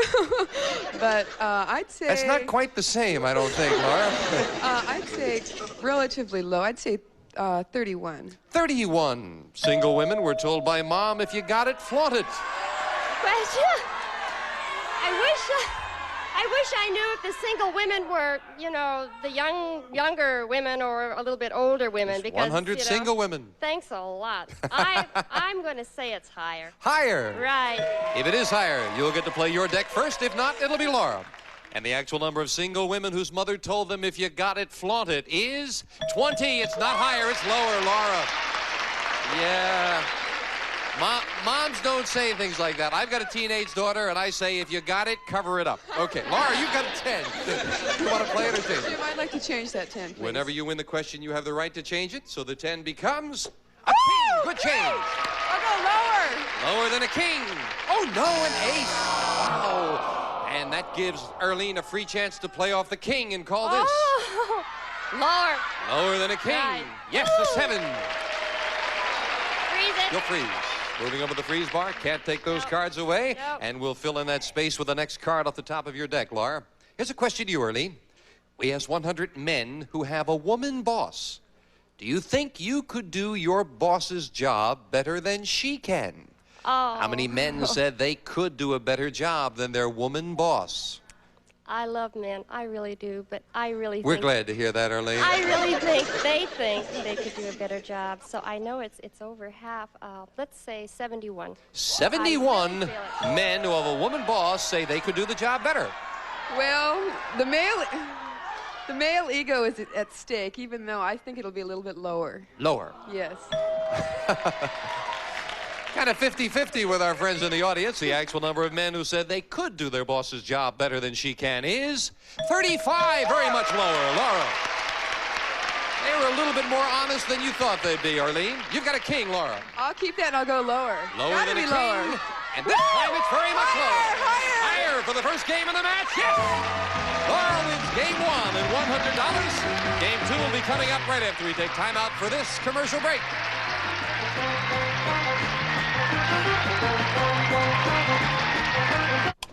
Great. And we're back. Challenger is game 1 and $100. Jeannie has dealt out the cards. The same 2 decks of cards. Those are the next cards off the top of the deck. So if you can remember what's been played, it is often a help. Laura, the question goes to you. So we start game 2. We asked 100 married women. If your daughter could marry a man who would be wonderful to her, but terrible to you, would you want her to get married anyway? How many women said they would want their daughter to marry the man anyway? I don't think so. I think that'd be relatively low. My mother has to kind of screen all of my dates, and so I think that would be relatively low. Would you say that if Mom wasn't here today? Maybe not though. I'll say 27. 27 women said they would want their daughter to marry the man, even though she would be, or he would be terrible to the mother. I'm a mother, and I'm a lot older than Lori. I'm old enough to be her mother. And I'm telling you, I want my daughter's happiness. It's higher. Oh, please, it's higher. Higher. Yes, definitely higher. Well, the actual number of devoted mothers who would want their daughter to marry a man who would be wonderful to her but terrible to them is 76, very much higher. Erlene, yes? Thank goodness. And Erlene, you start this game with a 4. Oh, I'm going to keep that card, Jim, and make it higher, please. Higher than a 4. Yes, an 8. Don't like those 8s, huh? Right up the middle. Don't want to play that. And the next question comes up, and as we move over the freeze bar, Erlene, we asked 100 third-grade girls. Which would you rather be, Miss America or President of the United States? How many third-grade girls said they would rather be Miss America? Oh, wow. I'm trying to remember with my children in 3rd grade what they thought. Do they think of the beauty or do they think of the... Beauty of the Beast? Is that what you were going to say? Or... No, I guess it's the president thing. Jim, the question How many is would what rather be Miss America? 45. 45 third-grade girls would rather be Miss America, Laura. I think the 3rd grade girls would be going more for the glamour, and I think it would be a little bit higher. Even higher than that. Uh-huh. The actual number of third-grade girls who would rather be Miss America is 86, very much higher, Laura. They also might not want that difficult job, too. Laura, you're starting with a queen. I'll keep it and go lower. Lower than a queen. Oh, no, another ace. Laura gets the aces at the wrong time. That gives Erlene a free chance to play off the 8 and call the next card. Higher than an 8. Oh, yes, it is a 9. Freezing again, taking that 1 card advantage. And the question to you, Laura. We asked 100 married women. Listen to this. If you found a piece of paper in your husband's pocket with a woman's first name and a phone number written on it, would you dial the number just to see who answered? How many married women said, yeah, they'd dial that number? That's a tough question. I don't think very many would dial the number, but I think all of them would probably talk to their husband about it. I'd say 20 would dial the number. 20 would dial the number, Arlene. Oh, we keep talking about the women bosses, but then I guess they would know the name. All right, I'm gonna go with you guys. Higher. Going with the audience, huh? Yeah. Holding them directly responsible. Oh, I'll meet you afterwards if we're wrong. Well, let's see if we have to replace them or not after this. The actual number of married women who would dial the number is 37. The audience is right. Arlene, now you can change the 9 if you'd like. Would you please? Thank you. And the next card off the top of the deck is a king, a great change. Good card, Lord. Lower than a king, a 3. Higher than a 3 to tie things up. And Arlene ties it up. Each player with 1 game and $100. And now we will set up for the tiebreaker. Just 3 questions here, and ladies, if you will, we'll set up just 3 cards up there for the tiebreaker. Someone gets a crack at the money cards very quickly. Question 1 to you, Arlene. We asked 100 women. When a girlfriend compliments you on a dress, have you actually said, what, this old rag? How many women have said that? Oh, wow. I don't know. I really don't know. Okay. No, I think we're kind of conscious. I think that they're going to accept it graciously. I really do. And so how many have said it's a rag? How many have said what, this old rag? It's low. 27. 27. Laura? I go along with Arlene's reasoning, but I think it might be just a little bit higher. Higher? Just a little bit higher. Does that mean you've said that, Laura? No. The actual number of women who have said what, this old rag is 33. Laura, you're right, it's higher. And the challenger gets a free chance, the first chance of the 5. I'll change that card, please. Big change then, changing the 5 to a 2. Woo! Right, higher. Higher than a 2. Yes, a 6. Higher. You're going to risk higher. it. We have a new champion if this is higher than a 6. And it is. Laura wins the championship. Congratulations, Laura. Arlene, thank you. You've been a delight, and you're leaving us with $2,900. Thank you so much. Thanks for being here, Arlene. Arlene Ogawa. Come on down here, Laura. Well, now you're going to get a chance to go for some medicine for the shark, right? That'll be coming up right after we take time out for this commercial break. Congratulations.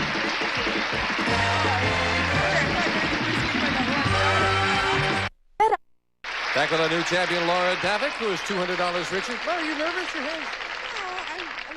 Just a little. You're going to relax over there going for the big money? Yeah, I'm going to break it. I'm gonna That's the way. Go for the big calls. Let's open the board and get to the money cards. Come on, Laura. Yeah, we're going to be nice and relaxed, make all the right calls, and make a lot of money. And the money cards have been shuffled and cut. We'll give you $200 of new money and these 3 cards on the bottom level. And you can bet them as you will. When you move up to the second level, we'll give you another $200 of betting money. And once again, 3 more cards. Your minimum bets are $50 until you get to the top card, the big bet. There you must risk at least half the money. Okay. Good luck, Laura. We're with you. Here's $200. And remember, you have a choice of 3. You have a choice of base cards on each of our 3 levels if you need to. I hope you don't. Hope you get good cards. $200, you start with a 10. I'd like to change that, Jim. Got to play this one. And it is, another 10. Well, you've got $200 and a 10, Laura. What's your call? I'm going to go $50 and it's lower. $50. That this card is lower than a 10. And it is with a 9. $250. I'll go another $50 lower. Let's get it much lower. $50 lower than a 9. 2. Oh, a king. That's a good card, though. Good card with $200. I'll bet it all that it's lower. All of it, $200 lower than a king. Laura, that is the 3rd time you've had aces come up at the wrong times, but you're still in it with that ace because we give you $200 of betting money on the next level. You're back in with an ace. All of it lower. I've got to make some money. Let's have an ace go right for you for once, Laura. Lower for $200. Yes, $400 and an 8. I'll go $50 lower. $50 lower than an 8. Yes, a 5. I'll go 150 higher. Pretty good size bet on the 5. $150 higher than a 5. A 3. Laura, doggone it. But again, a pretty good car going up for the big bet. You've got all of it higher. All of it higher. Well, with the way these cards have fallen, if you can turn this over for $600, that's a good comeback. Let's do it. Higher than a 3 for $600 or nothing. Yes, he did it. That's a good comeback. You got some tough calls there. Come on down here, Laura. But $600 is a good comeback. $200 in the game. That's $800 for this first match. Congratulations. We'll meet a new challenger right after this commercial break. 3 times aces fell wrong for you. Oh, usually the best card in the deck. Okay, Laura, Jeannie will start dealing out 2 brand new decks of cards, and we'll meet a new challenger on Card Sharks. Alan Cohen. Hello, Alan. Nice to meet you. Glad to meet you. Won't you tell us a little about yourself, sir? I sure will. I'm a pension consultant. I live in Tarzana, California, originally from Michigan, married, 2 children, and I'm a magician. A magician? A magician.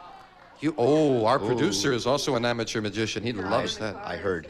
Yes. Have you touched our cards other than to cut them, Alan? Just to cut them. Okay. Good luck, Alan. You'll play the lower deck, the blue deck, and Laura, the champion, the upper cards, the red cards. Laura, we asked 100 single women.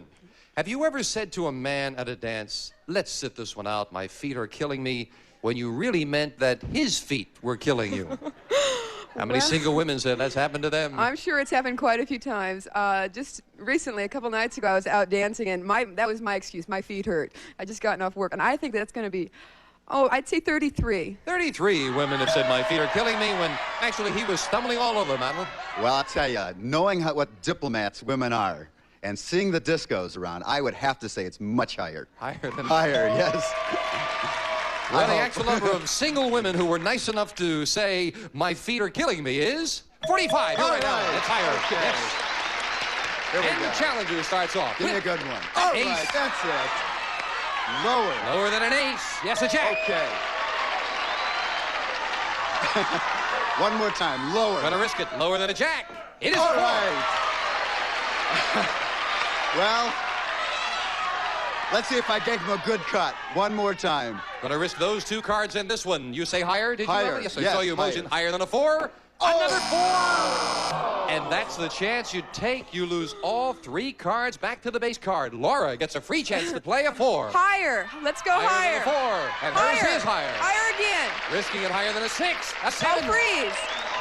And Alan, we have to fill in 3 big spaces for you. Your first question. Alan, we found 100 house husbands. These are all men who stay home and take care of the house and kids while their wife works. And we asked them, are you the boss in your house? How many house husbands said yes, they were? Okay, I would say that if I stayed home, even though I was taking care of the house, I would still have to feel that I was a boss. So I think it would be on the higher side. I would say about 65. 65 men said they are the boss. Takes a certain type of a man to be able to do that. Oh, gosh. It would be much higher, I think. I think the man would still be the boss. Higher. The actual number of house husbands who are the boss in their house is 76. Laura, you're right. It is higher. You got a 7. Change it. Get rid of it. Changing the 7 to a 6. A little better. I'll go higher. Higher than a 6. Oh, no, another 6. It's not higher, and this time Alan gets a free chance to play off the ace, calling this lower. Lower than an ace. It is a 10. All right, I'm going to freeze. You're going to freeze. I'm going to freeze. Got busted last time. Once burned and twice. That's it. Question goes to you, Laura. Laura, we asked 100 8th grade boys and girls in Phoenix, Arizona. Do you think you'll ever be as old-fashioned as your parents? How many 8th graders said they'll never be that old-fashioned? You mean like mom and dad? No way. I'll say, How many said they'll never be that old-fashioned? never be that way. I'd say 21. 21. 21 said they'll never be as old-fashioned as mom and dad, Alan. You know, I don't consider my parents to be old-fashioned, but I said the same thing. It's got to be higher. Higher. Higher. The actual number of 8th graders who said they'll never be as old-fashioned as their parents is 89. Very much higher, Alan. You got it. I'd like to change it.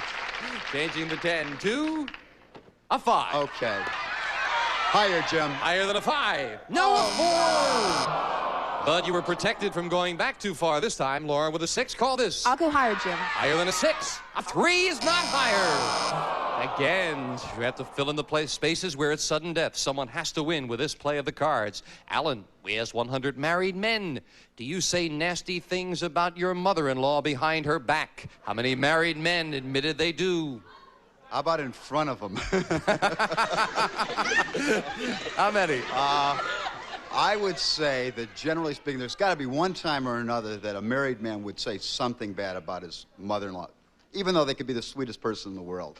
I would say the number would be 60. 60. Laura? There's a thing about mother-in-laws, and everyone knows that they're always putting them down. I'd say it's a little bit higher. Higher than that? The actual number of married men who say nasty things about their mother-in-law behind her back is 22. Not higher, it's lower. Alan.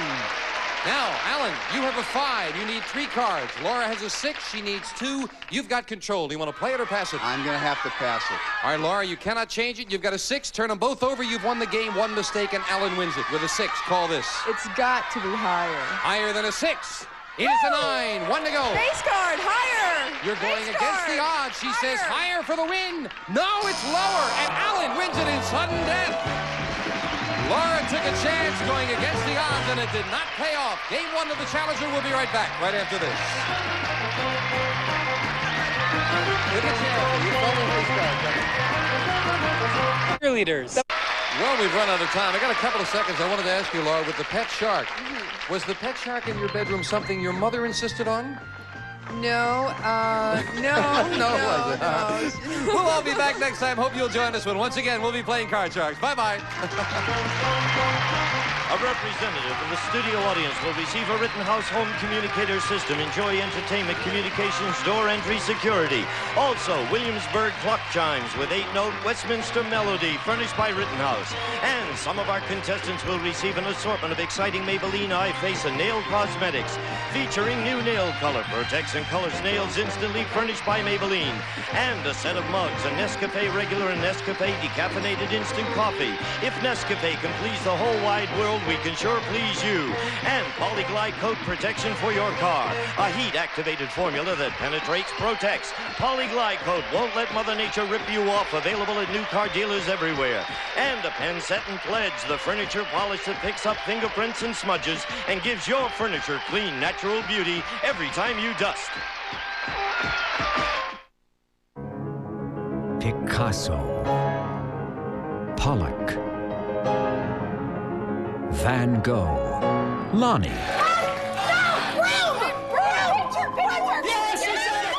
Draw your own conclusions. Win, lose, or draw. Coming up next on Game Show Network. A Mark Goodson, Bill Todman production.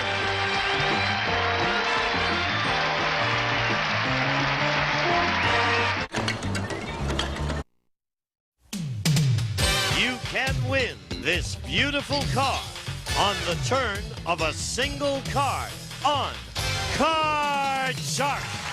And if you play your cards right, you can win $32,000. And now, the host of Card Shark, Bob Eubanks. Thank you, Gene Wood. Good morning, everybody. Welcome to Card Shark. Glad you joined us today. I want to tell you, we have a beautiful new car to give away and a whole lot of money, so why don't we get right into our game, okay? First of all, though, let's meet our two dealers. Here they come. Lacey Pemberton and Susanna Williams, our dealers on Card Shark. And they're with us every morning. Aren't they pretty? Good morning. Whoa. If you would set up the cards, ladies, we will meet the Card Sharks, and let's get them out here. Come on, champ and challenger, Tony and Julie. Is it Antonio? Anthony. Anthony. Yeah. Anthony. Anthony's my real name. My whole name is Anthony James Bucola. I'm from. And when your mother gets mad at you, she calls you Anthony, right? Actually, it's Anthony James.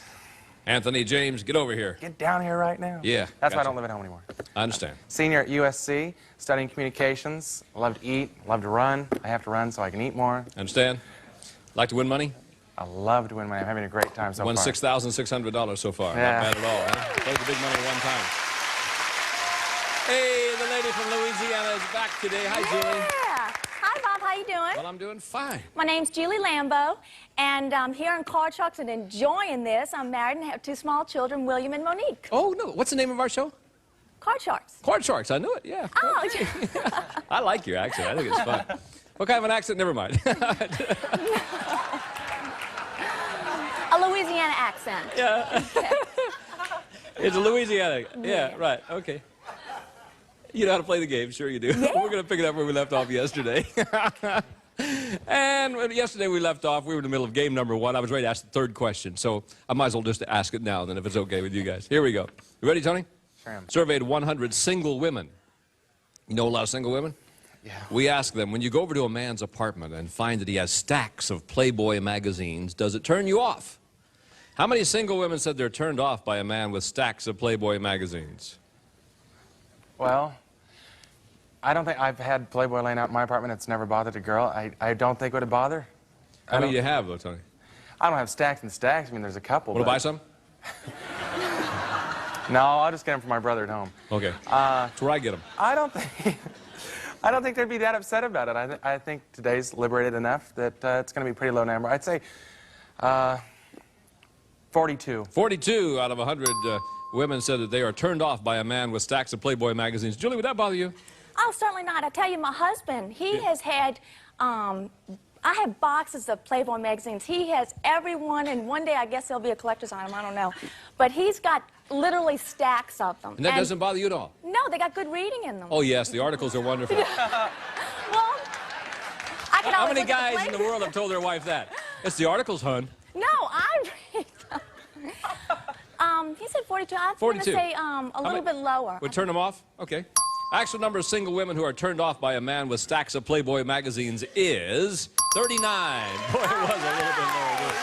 Julie, I assume you want to keep the king, right? I'll just try and keep the king, and I'm going to go lower. Lower than the king, yeah. All right, go higher. Is it higher? It certainly is. Lower. Going on, lower, yeah. Higher. In order to win the game. Look at that.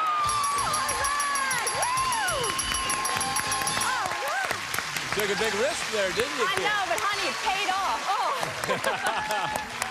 I thought you'd freeze in at 9, but fortunately you did not do so, and so you win $100 in game number 1. We'll set up for game number 2. Tony, pressure's on you. Got to win this next game. Hey, look, we'll be right back. Don't go away. We're going to have a good time today. We have returned, and we're ready to start game number 2. Now, our challenger, Julie, won the first game, so Tony, you got to win this game to stay in the match. Let's see what happens. We're all set up. Susanna's got the cards out, and this question is for you, Julie. Involves our 10 male secretaries and our studio audience who are right there. Now, before the show, Julie, we asked these 10 secretaries, when you were a child, did you want to be a secretary when you grew up? How many of these 10 secretaries said they wanted to be a secretary when they grew up? Well, I'll tell you, probably when they were growing up, there wasn't a lot of men secretaries. I wouldn't believe. And because a lot of things, you know, is definitely more equal, you know, people changing their positions. I would only have to say maybe 3 of them. 3 of them, you Yeah, think? I think it's going to be low, right. Tony? When I was a kid, I wanted to be a fireman, a policeman. I wanted Did you really? Just like my dad. I wanted to be a Chippendale dancer. Yeah. Well, Bob, your career's taking you other places. I'm going to have to say the number's going to even be lower. You think it might be lower than that? Yeah. The actual number of these secretaries who wanted to be a secretary when they grew up is none of them. Yeah, none of them. All right. I wanted to be Wink Martindale when I grew up. None of you guys want to be secretaries. I can't believe that. Sam, what'd you want to be when you were a kid? A pilot. A pilot? Yeah. What happened? Well, I took a test at the military service for the Air Force, and the average point I got was only a Navy. And it'll take me another 6 months before I could retake the test. And somehow I changed my mind. Yeah, okay. And so you want to be a pilot? Yeah. I bet you'd have made a good pilot, Sam. Yeah, I probably think so. Yeah. Well, try it again. Someday, probably. Okay, I'll see you in the air. Okay, Sam? All right. Thank you, fellas. You've done a wonderful job. Thanks for being with us. Okay. Tony, you ready? Yeah. Here we go. Deuce, how about All that? right, higher, Bob. Here we go. Queen. Lower, Bob. Lower. Got it. Lower. He's going on. Is it lower? Yeah. Yeah, higher. If it's higher, he ties it up. He does.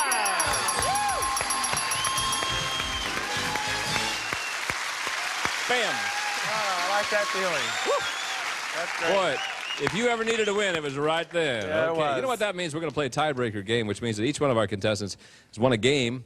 It's a winner of 2 games who wins the match. In the tiebreaker, if you notice that Susanna will deal out only 3 cards. We'll have a maximum of 3 high-low questions. So the winner of this one is our champ. Good luck to the both of you. We're ready. Here we go, Tony. Surveyed 100 child psychiatrists. We ask them, generally speaking, if a child is honest and admits that he did something wrong, should his parents let him off without punishment because he told the truth? How many child psychiatrists said the parents should let the child off without punishment? I think it's important to bestow the idea of telling the truth, especially when you're young, and I think a psychologist would see that as important. And I think the punishment still needs to be there, even if they did something wrong. So I'm going to say at least 40 of them said that, yes, a child should still receive a punishment. How many child psychiatrists said the parents should let the child off without punishment? Oh, without punishment? Yes. Jeez.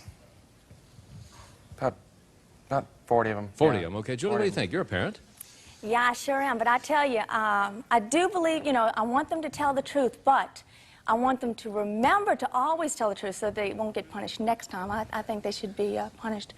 And he said 40? Yeah, 40 of them should let the child off without punishment.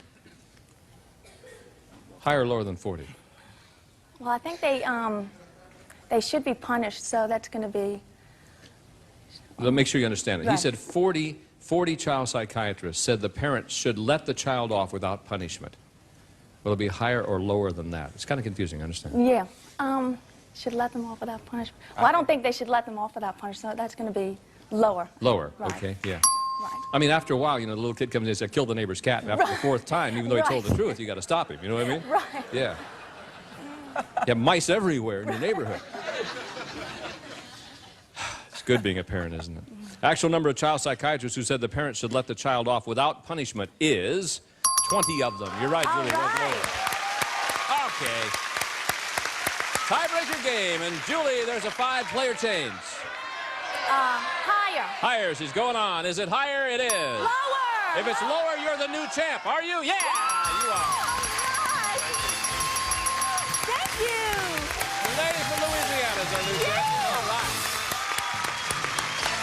But Tony, you don't go away with empty pockets. No, $6,700 in cash. Good luck to you. Nice to have you. Good luck in Europe, too. See you again. Julie, right over here. Hey, how about this? We'll be back in just a moment. Let our champion try to win a new car and thousands of dollars in cash right after this. Oh, I can't believe it. Welcome back to Card Shark. This is our champion, Julie. All right.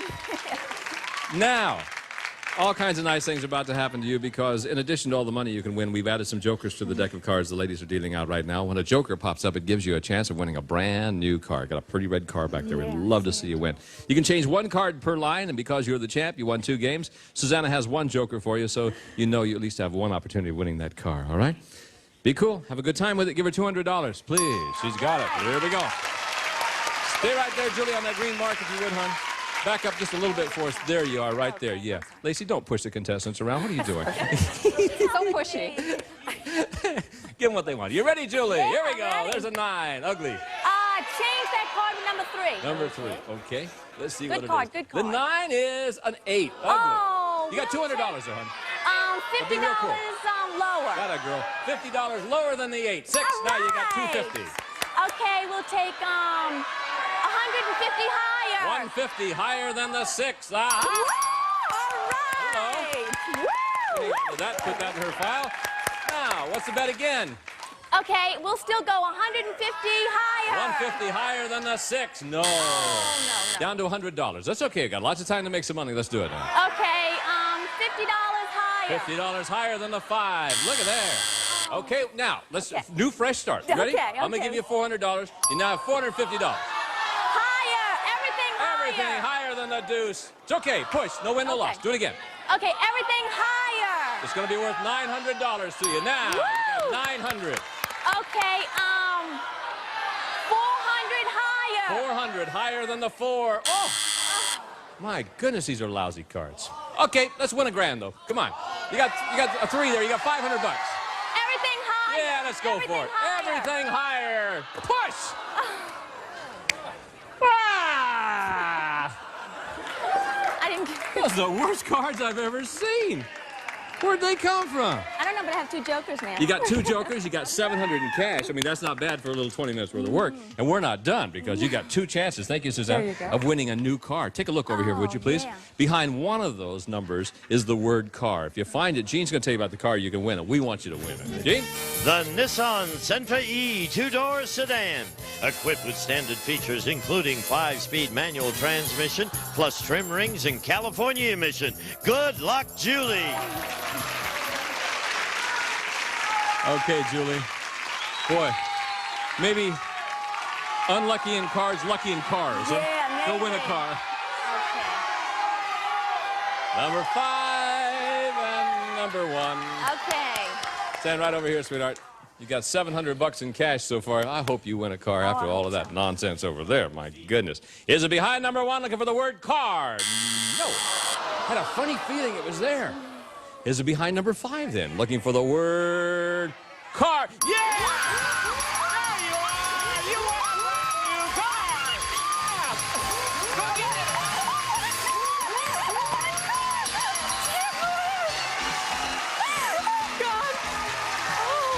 Our champion wins a new car now. She's got $8,309.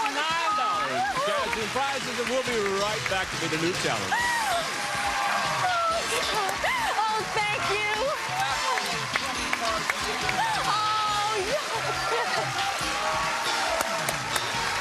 Oh, y'all, I want to cry.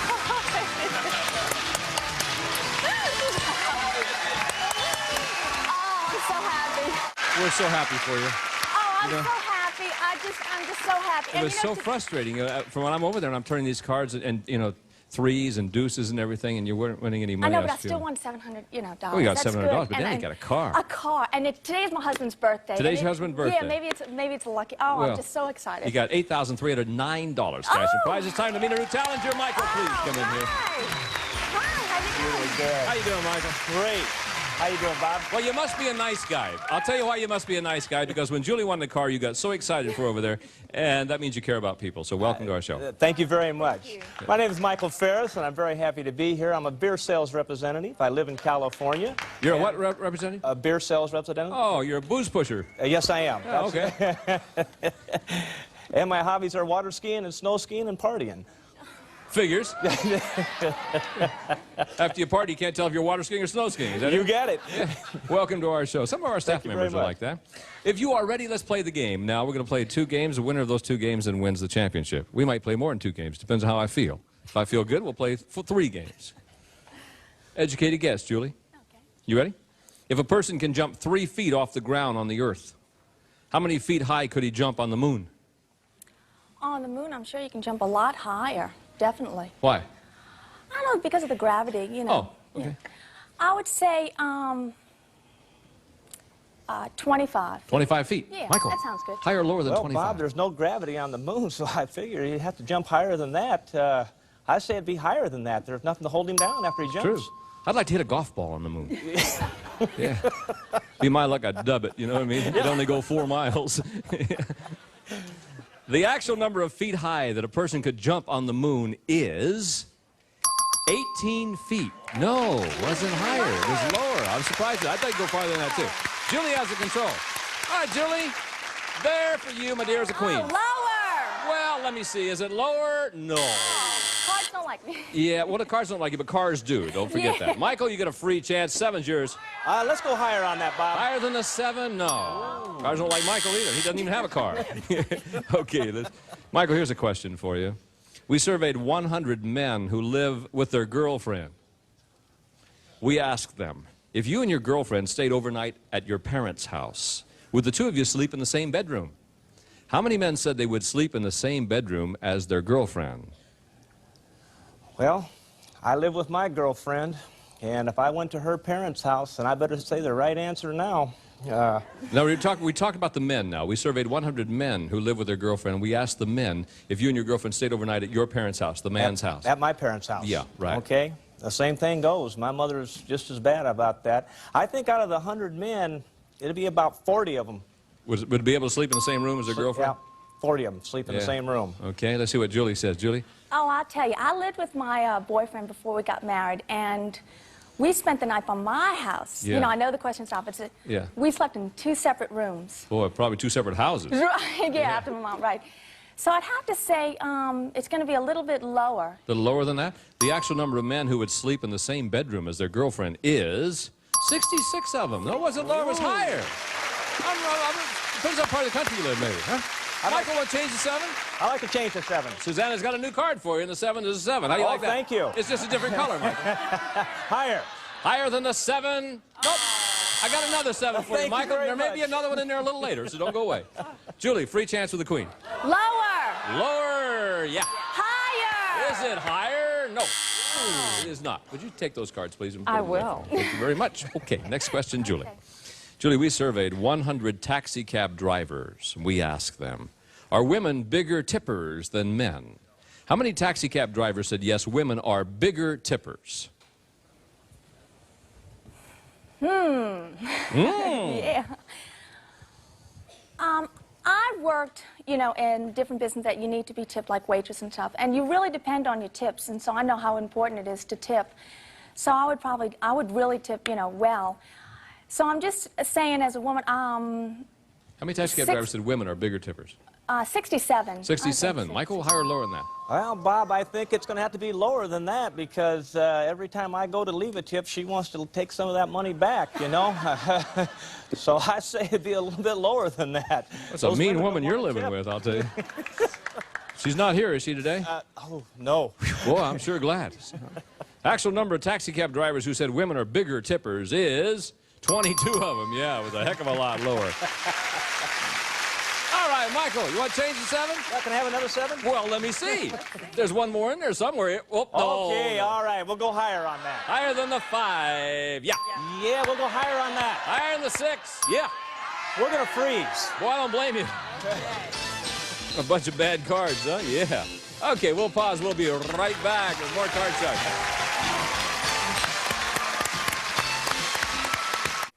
It's all the time we have for today. For Susanna Williams, Lacey Pemberton, Gene Wood, and the gang, I'm Bob Eubanks saying thank you for watching Card Sharks, and bye-bye. Television's most exciting hour of fantastic prizes.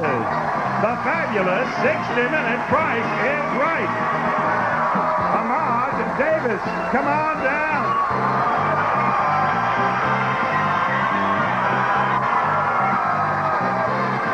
Rebecca Gorin, come on down.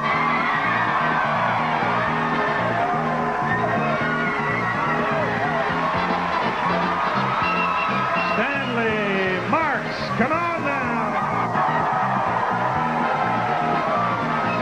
And Amy Lengel, come on down. You are the first 4 contestants on The Price is Right. And now, here is the star of The Price is Right, Bob Barker.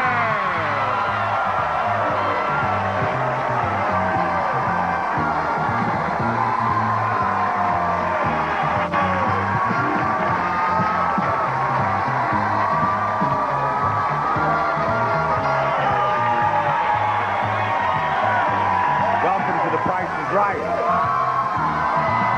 Thank you. Thank you for that wonderful welcome. Right there is the first item up for bid. A fun new trampoline.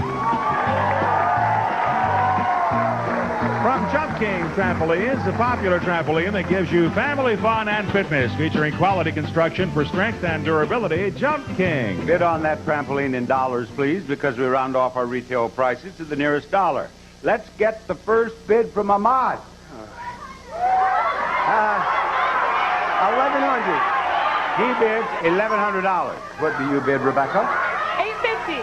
$850 to you, Amy. $975.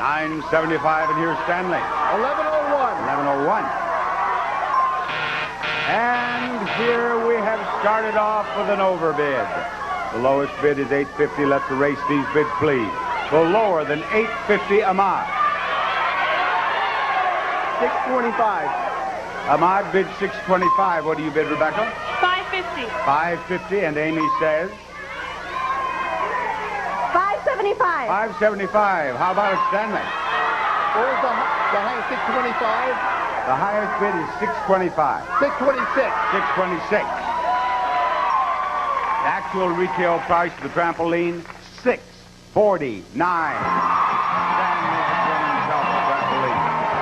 Stanley is going to play our first pricing game. Here we are, Stanley. Stanley, yes. I can see you now bounding around on that trampoline. Okay. Here and there, everywhere. Now, we have more for Stanley, don't we? We do. We have a lovely sofa and a handsome roll-top desk. First, Benchcraft designed this traditional sofa with large rolled arms and used a rich, elegant, and neutral-colored fabric from the South Bay collection by Benchcraft. And second, a roll-top desk with a chair. From Broyhill, this traditional roll-top desk adds grace and charm to your home office. Its many features and storage compartments make it functional as well as beautiful. From Broyhill. Stanley was just telling me he's from... That's right, it's the clock game. Stanley is from Hermitage, Pennsylvania, and he was telling me where he was in 1961. He was watching me do Truth or Consequences here in Hollywood. 1961. Good to see you again. Funny thing, when I came through the doors today, when I was introduced, I thought I recognized him down there in Kentucky. You haven't changed.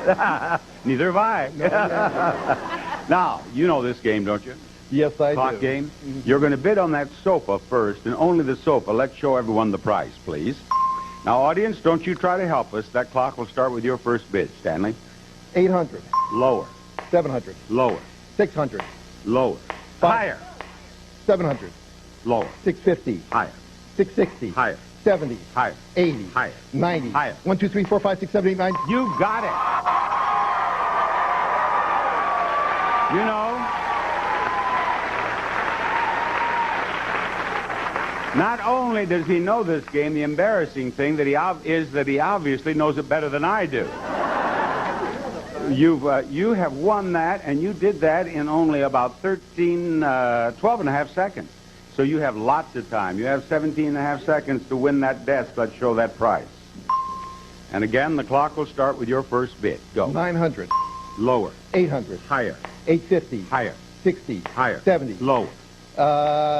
69. 68. Lower. 67. 66. Lower. 65. 64. 63. You got it. Stanley, you're one of the best clock game players we've ever had on this show. You really are. We'll play another pricing game after these words.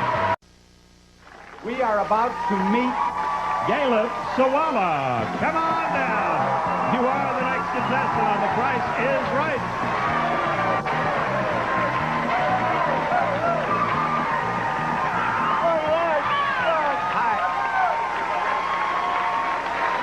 See, I'm trying to... Your name is Golub? Yes. Golub, it is a pleasure to have you here. Thank you.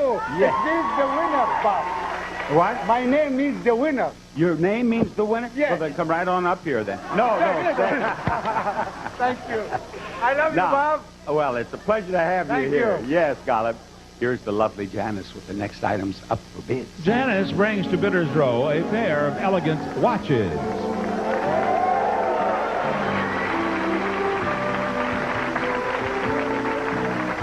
From Accutron by Bulova, an elegant his and her watch duet, finished in 23-karat gold over solid stainless steel. Each is water resistant to 100 feet from Accutron by Bulova. All right, what do you bid on those watches, Golub? $750, Bob. He bid $750, and I turn to Ahmad. $1,100. $1,100 for him. How about you, Rebecca? $850. $850, and Amy gets the last bid, $1. The actual retail price, $13.50. You're a winner, Ahmad. Ahmad, would you come right back here with me, please? We are going to play our pricing game right back here. That's what we are going to do, Ahmad. Howdy. Ahmad, I have more for you behind these doors. A new barbecue, freestanding fireplace, and comfortable glider rockers. First, the Big Green Egg, a unique barbecue grill and smoker, all ceramic, holds heat better than metal. Foods are always juicy and or done in less time. It's a smoker and a grill, the Big Green Egg. Second, Mom Fireplace's Spin-A-Fire model, freestanding porcelain fireplace, features circular glass for a full fire view and designed for a softer, longer-lasting fire. Finally, Town Square's Golden Oak king-size glider rockers are American-made from the finest U.S. Northern Appalachian red oak. Comfort and durability from Town Square Furniture. Ahmad has come all the way from Connecticut to conduct a clearance sale on The Price is Right. Now, you haven't seen this game because we've only played it once and it has not been on the air as yet. But it will be, and you will be there with it, and you are in charge of this clearance sale. And if you conduct the clearance sale well, you will win all three prizes. What I mean is this. Here are sales prices, $300, $9.99, and $1,500. If you put those on the right prizes, each one will be a sales price. Of course, they're all higher priced than $300, but you've got to get that on the right one, or one of the other two will be wrong. Now, I'll give you those three price tags. You take them over there, and you put them on the right prize to make each a sales price. There you go. He is looking them over carefully. I'll put that down, no, below it. Below that. That's sugar. That's where they go. All right. He's thinking this one over. And going with the $1,500 there and the $9.99 in the rock. Very well, Ahmad. Based on the reaction of the audience, I have a feeling that you are a winner. Should we look at them anyway or just give him the prize? No? All right, we'll look. Now, you have $300 on that barbecue. The price of the barbecue has to be more than $300 for you to win. To have that right. Is that right? Does he have that right? Yes, $680. And fortunately, it's not too much above $300 for the next one to be right. Let's turn to the $9.99. Are the rockers higher than $9.99? Yes, they are. And fortunately, not too much above for the $1,500 to be right for the sales price of the fireplace. Is the fireplace higher than $1,500? You are a winner. You are a winner, Ahmad. Congratulations. We will be back with our third game after this. Will you fetch us another player, please, Rod? I'll do it, Bob. Eric Coco, it's you. Come on down. You're the next contestant on The Price is Right. We have a spot for Eric right down there on the end, and right back here is the next item up for bid. A charming picnic table. DPK Industries manufactures their family picnic table from solid natural redwood, completely bolted together for strength. The Made in the Shade umbrella completes the group from DPK Industries. Eric, you're the first bidder. $800. $800 for him, and now Rebecca says $1,200. $1,200. Let's hear from Amy. $1,250. $1,250. What was the lowest bid? The first bid was $800, $1,200, $1,250. $500. Actual retail price, $519. Gala. What a good bid. What a good bid.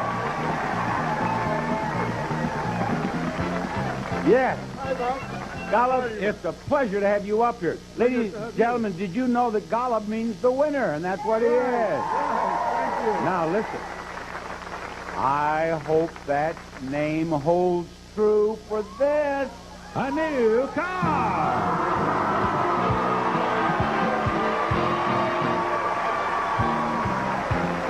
It's It's a Mercury Tracer GS. Convenience and comfort in a small car with plenty of features to make your ride a pleasure. Comes with standard equipment, trio appearance group, automatic transmission, and California emission. It's a Mercury Tracer. And Golub has been dreaming for 24 years of being here on the show, winning a car.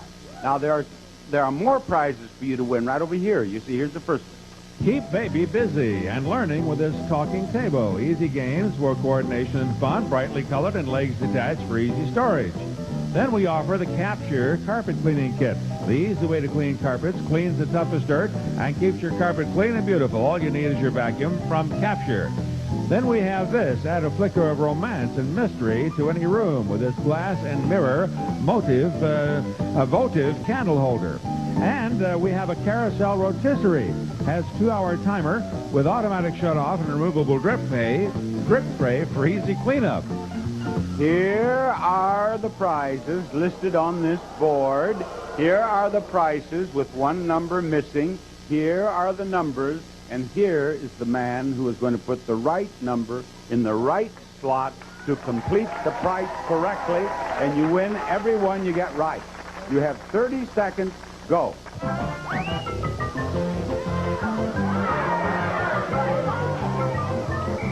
He says $10 for that baby table. $35 for the rug cleaner. $90 for the rotisserie. Still have 10 seconds. All right, you have plenty of time. Look about right to you. All right. Now, we're going to find out how many does he have right. You have 3 right. Now, this game's called Switcheroo because we're going to give you another 30 seconds if you wish, and you can make some changes. But you have 3 right. If you think it's dangerous to start making changes, you can leave it alone.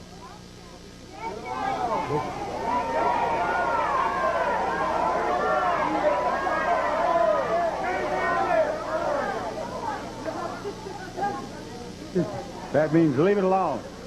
You see that?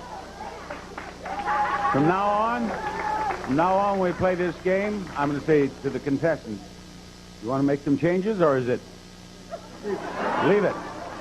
All right. You have 3 of them right. What is one that he has right, please?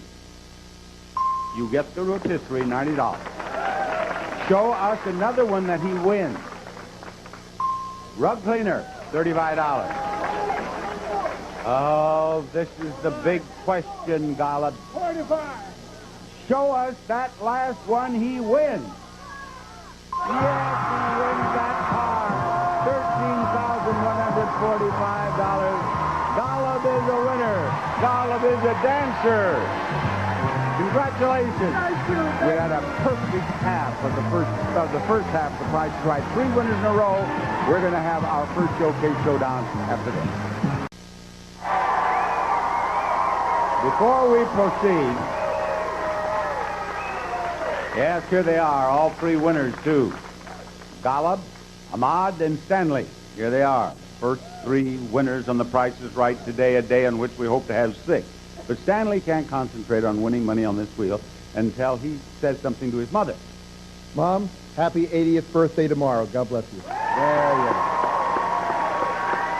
There you are. Now, step over there and spin that wheel, Stanley, and see if you can win yourself some money.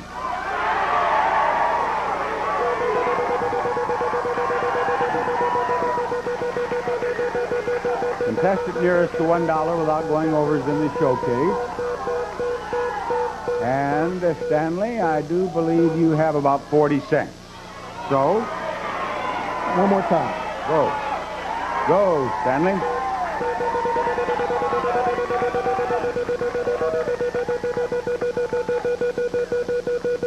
$0.40.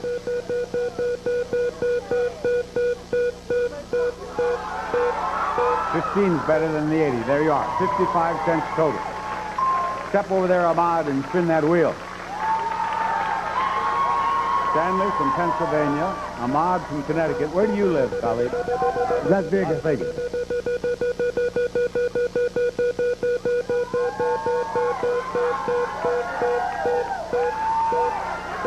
Now, you have 85 cents.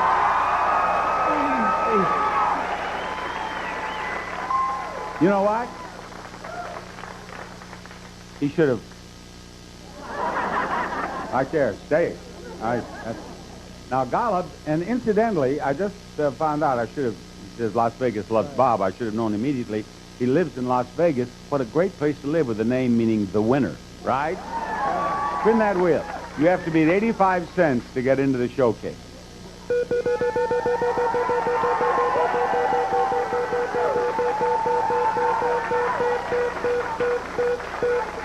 You're going to have to use your second spin, Golub. You have 65 cents. Here he goes. 65 cents in his first spin. Ahmad has 85 cents over there. That's what Golub has to beat. And it's not, well, now wait, I started to say it's not going to work, but it did. 95 cents. I thought he was going to go over. The winner, the winner, the winner. Golub, the winner. Now, if you want to be a winner, listen carefully to what Rod has to say. If you would like to see The Price is Right in person, all you have to do is send a request along with a self-addressed stamped envelope. Mail it to Tickets, The Price is Right, CBS Television City, 7800 Beverly Boulevard, Los Angeles, California, 90036. Okay, Bob. What's the DVD before that goes on? More pricing games after this announcement. Rod, who will it be?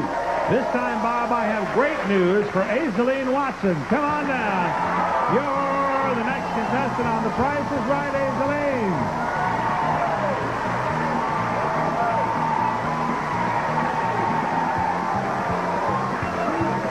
She's fighting her way out to the aisle. She made it. Here she comes. There you are, Aizaleen. That's your spot. Now, what are we going to bid on, gentlemen? This time, it's a stately hall tree. The details on this exquisite hall tree from Pulaski bring classic charm into your home. It features an upholstered seat, 4 coat hooks, and a beveled mirror from Pulaski Furniture. Aizaleen, will you bid on that first, please? $1. $1? $1. $1. You can see what Aizaleen thinks of these three, right? Eric? $750. He bid $750, and Rebecca? $1,500. Her bid is $1,500. Amy, you're next. $751. $751 for her, Amy. The actual retail price for that hall tree is $1,342. You win it, Amy. Amy, would you come up here, please? I am going to take Amy right over here. Thank you, Amy. What is she trying to win? A terrific trip to beautiful Athens. You and a guest to fly a round-trip coach from Los Angeles to Athens, Greece, aboard Swiss Air. You'll enjoy their comfort, world-class service, and superb in-flight hospitality as you relax in the luxurious MD-11 wide-body aircraft from Swiss Air. While in Athens, you'll spend 6 hours at the luxurious Athens Chandris Hotel.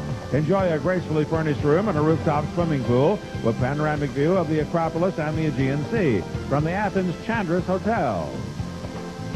And Amy, who has just moved to California from Kentucky, is going to play freeze frame. What you must do to win that trip to Athens is freeze the price of the trip in that frame, like $9,115, $7,591, and so on. You understand? Yes. And you freeze it by pulling this way. Step over. This way? Yeah. And I know you hate this, but I didn't hear how many days it was. Rod, is it 6 days, 6 nights? It's 6 nights, Bob. 6 nights. She can stay all day, too, All can't day, she? yeah. Now, step over here. All right, when you believe the price is in that frame, just pull that forward.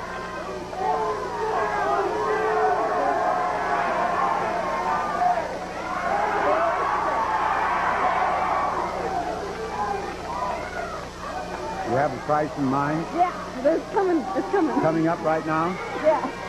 Okay. I pull it this way, right? That's right. There you go. She has frozen $4,680. What is the right price? You're going to ask free. Congratulations. And ladies and gentlemen, that is 1, 2, 3, 4 winners in a row, and there's more Prices Right coming up. Stay tuned for more pricing games and the fabulous showcases, which are coming up on the second half of The Price is Right. Before we go on here, just a moment. They have a shot of Rod over here, do we not? Yes, we do. Now, Wayne, could you get this young lady here? Would you stand up, Laurie? Look at this. Look at those jackets.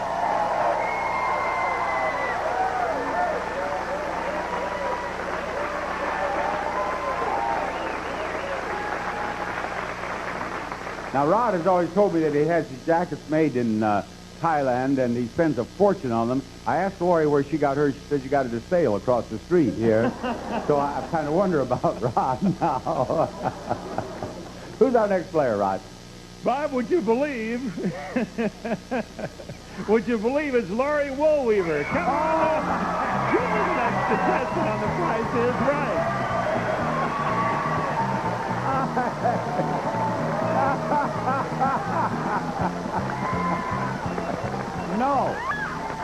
No, I don't believe it.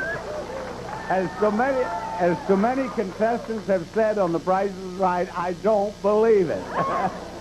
Oh, that's wonderful. Now, what are we going to bid? I believe it's up here. Yes, it's coming down. Indeed. Here it comes. Here it now. comes. A crystal Victorian house.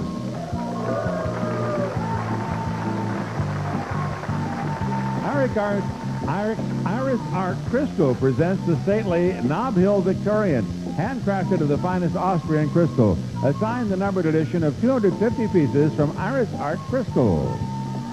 Lori, what do you bid on that? $700. She says $700. Aizaline, what do you bid? $400. $400. Now, Eric. $500. $500. Rebecca. What was the highest bid? The highest bid is $700. $701. $701. Actual retail price, $1,000. Come up here, Rebecca. Rebecca is the winner. And wait, let's see here what we have for her next. Hello. Rod, give her the good news, please. Oh, Rebecca, now you have a chance to win $10,000 in cash. Good. You do have a chance to win $10,000, but let's start her with just $1. And what is the target price, please?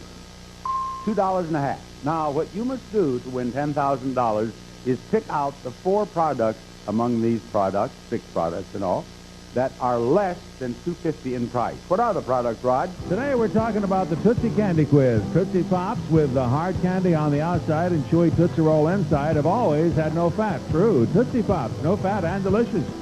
All gets out the tough stain so you can let your kids be kids. A stain lifter, that's all. Carnation Instant Breakfast packed with 21 essential vitamins and minerals. It's a healthy start to your day. Carnation Instant Breakfast from Nestle.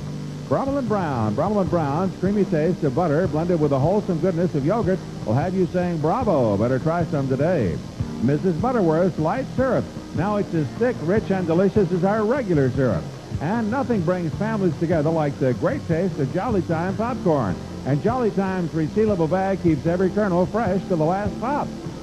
Now, Rebecca lives in Iowa. Where? Muscatine, Iowa. And she has watched The Price is Right. Her grandmother got her watching The Price is Right when she was just 5 years old. And before she goes on, she must say hello to her grandma. Hi, Grandma and Grandpa. There she is. Now, pick out a product that's less than $2.50. The breakfast drink. She says the breakfast drink is less than $2.50, and she's right. Move her up to $10, please. Now what? Popcorn. The popcorn, she believes, is less than $2.50, and she's right. Move her up to $100, please. Next. The candy. That candy is $1.29, and you have $1,000. You can quit if you wish, or you can try to pick the last product that's less than $2.50. I'll pick the yogurt spread. Without hesitation, she's going on, and you're taking which one? The yogurt spread. The yogurt spread. If that yogurt spread is less than $2.50, you've won $10,000. The yogurt spread is $1.59. She wins $10,000. Oh, your grandmother is going to love this. She'll love it.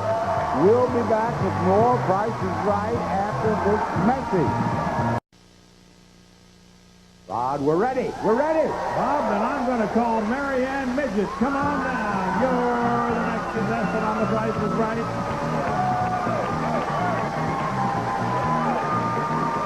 Mary Ann is here.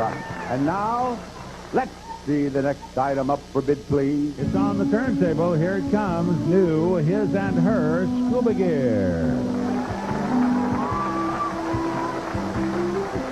His and Her Scuba Gear to explore the underwater world includes masks, tanks, regulators, backpacks, snorkels, and fins.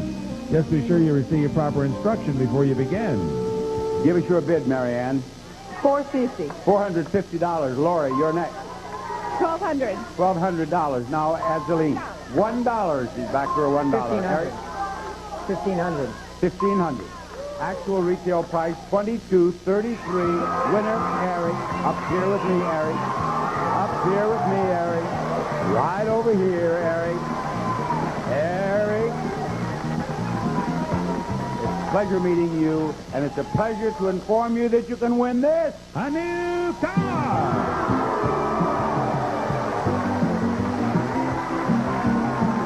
It's a Ford Escort SE, a quiet, uncomfortable car with careful design both inside and out.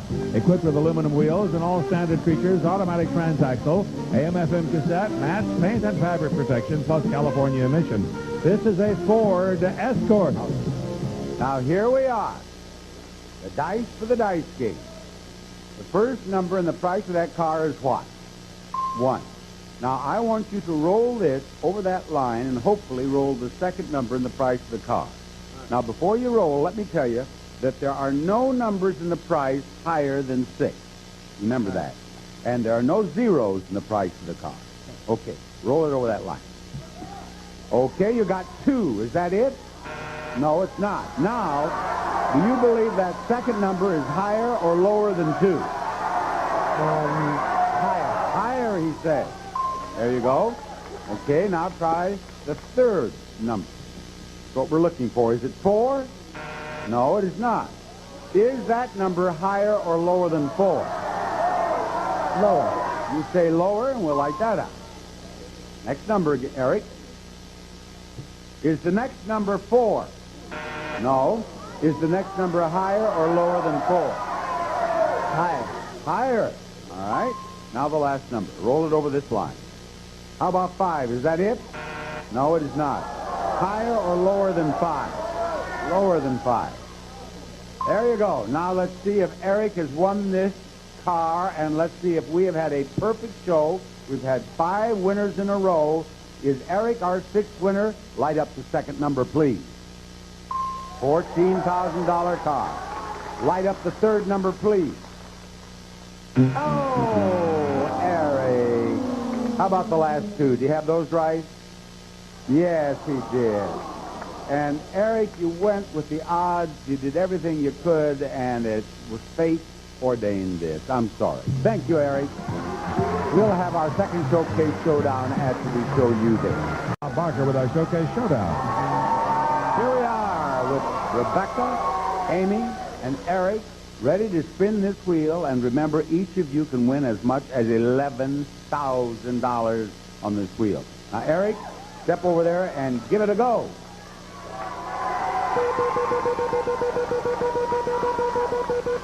Contestant nearest to $1 without going overs in the showcase. And Eric just might have 95 cents. You're saying, I don't blame you a bit. You're at bat, Amy. Amy needs $1 in the worst way. Eric has 95 cents over there. Amy has 20 cents, and Amy will spin again. Amy will spin again. 20 cents.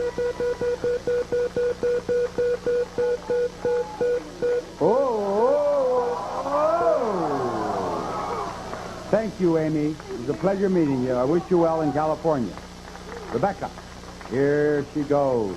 Her grandma is watching as she spins the wheel. Her grandma is back there in Iowa hoping that she gets $1 or 95 cents. 50 cents. Spin it again. Here's her second spin. 50 cents in her first spin. Eric has 95 cents over there. And we have... Oh, I thought we had a tie, maybe. Enjoy your money. Your $10,000. Eric, you're the winner. You are going to be in our showcase, and our showcase will follow this announcement. The top winner in our showcase, a man whose name means Gollop, means the winner, Gollop. And the runner-up in our showcase, whose name means I'm a winner too, Eric. Yeah. Now remember, if you are the winner of the showcase and you are $250 or less away from the retail price of your own showcase, you get both showcases. And Gollop, since you are the winner, or the top winner, you get to look at this first showcase and bid on it or pass it to Eric. Let us see that first showcase, please. This showcase contains prizes revealed as we present a few degrees from the Price is Right University. And today, Chantel has graduated with a degree in dual wheel balance propulsion, qualifying her to ride a new mountain bike. This specialized stump jumper mountain bike is lightweight and durable and offers the rider a smooth ride over any terrain. And Kathleen has received her master's in somnolence infant containment, which will allow her to rock this new cradle. From Corsican Brass Beds, this lovely solid brass cradle features decorative porcelain accents and optional rocking stabilizer. The coordinated bedding is included. Finally, Janice has received her doctorate in superficial aquatic hydroplaning, a degree which will allow her to operate a brand new ski boat. From Rhinell Beechcraft, this affordable 170 16-foot ski boat, ideal for great family fun, comes with 3.0 Mercruiser engine and custom trailer. The showcase containing prizes revealed as present degrees from the Price is Right University. Can be yours if the price is right. There it is, Gollop. Are you going to bid on it or pass it? I pass it to Eric. You pass to Eric. Eric, would you give me your bid on this showcase, please?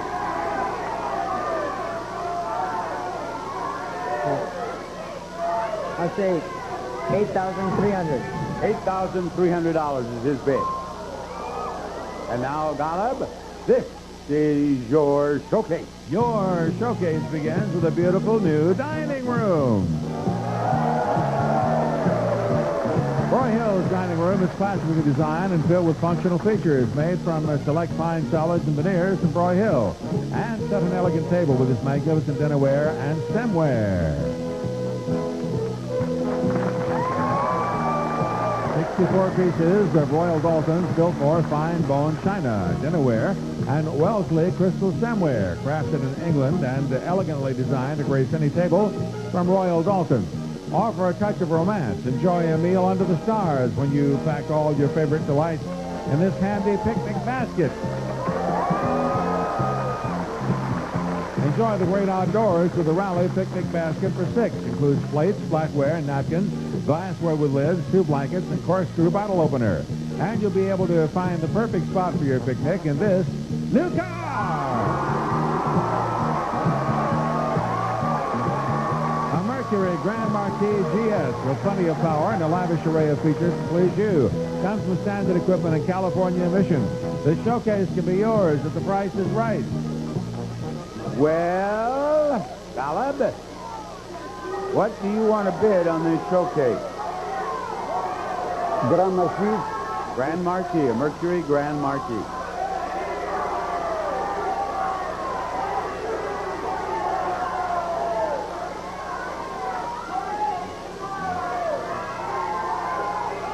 He's cogitating. What do you say, Gollop?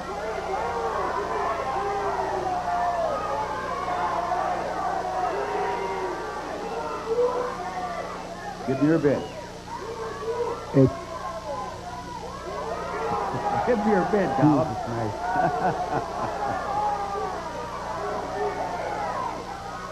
27,013. 27,000. 13. 013. 015. 13. 30. Yeah. 27,000. 13. 013. Right. 13. Right. 27,013. There we have it. We'll be back after this. Here we go. Eric bid $8,300 on his showcase. Eric, the actual retail price of your showcase is $15,596. The difference of $7,296.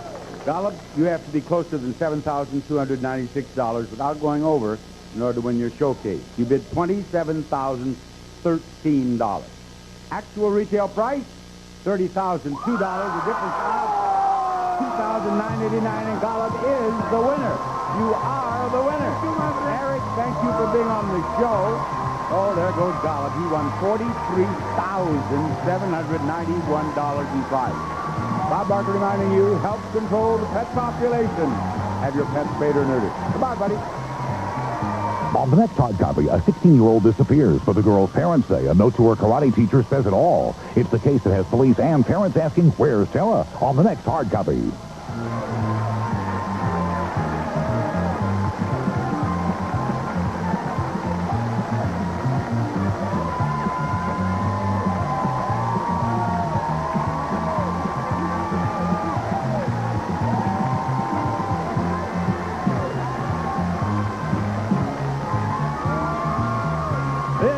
Is Rod Roddy. Speaking for The Price is Right, a Mark Goodson television production.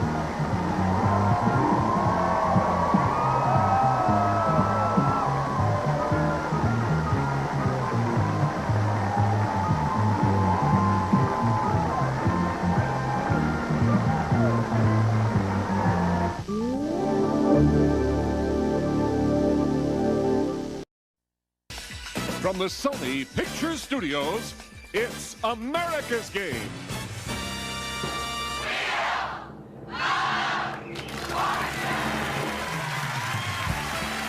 And now, here are the stars of our show, Pat Sajak and Randall Wyatt. Hi, folks. Thanks, Charlie. Thank you, everybody. Another nice group here in Culver City. See you a little bit later on. It is Mexico week here on Wheel of Fortune. We have exciting Mexican destinations, some paired with a car or a boat, and of course, the $25,000 cash available each and every day, including today, which is good news from Mark Howard, who's here from Houston, Texas. Going to school down in Houston? That's right, University of Houston. Yep. Studying what, Mark? Broadcasting. Yeah, and you hope one day to be doing... Game show host. Game I'm show kidding. host? Oh, that's all right. Take your job over. No. No, you can do that if you like. Sure. It's a noble profession. Many great Americans have done this. I can't think. What keeps you busy away from class? Well, I'm a member of Tau Kappa Epsilon, the fraternity at University of Houston. We're about 70 men strong. I play a lot of sports, so it keeps you pretty busy. All right, nice to have you here. Good luck Thank to you. you. This is Chester Lean's story, right? Did I get that right? Correct. Good. From Manhattan Beach, a flight attendant with a major airline, I'll bet. Correct. Good. Tell me about your family. I'm married to my wonderful husband, Howard, and I have 3 wonderful children, and I'm also a CPA, and I love USC. All right. It's nice to have you along as well. A third member of our little intimate group here is Lisa Ehlers from Glendale, Arizona. You are married, and you have a little one, is it? My husband and I have a daughter, 7 months, Ashley. How exciting. What do you do? I work in marketing for a major financial firm, and I'm doing a telecommuting program, so I get to work at home and also be with my daughter. We have such busy people. How do they find the time to come here and play this game? I don't know. Well, we'll hurry along for you. It's our first round. It's our puzzler round, a chance to win an extra... Actually, I don't think our first round is our puzzler round today. Am I correct on that? You know, our first round is our puzzler round. Never try to figure something out on your own. Anyway, here's our first puzzle, and forget what I just said. Place is the category. Just before the show, we drew numbers to see who would start the game. Mark, I think you drew number 1. Would you confirm that for me? Yes, I did. Oh, good. Spin it then. All right.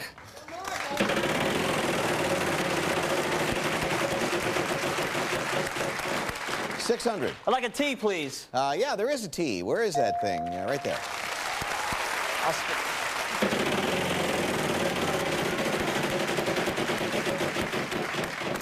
$300. R. 1 R. I'd like to buy a vowel. Sure. An E. 1 E. All right. There I you like go. to spin. 250. N, please. There are 2 N's. That'll get you 500 more. You're up to 1150, Mark. I'd like to buy a vowel. Okay. An A. No, I'm sorry, there is no A. Chesterline, your turn. Big money. 600. S. Nope. Lisa? Oh.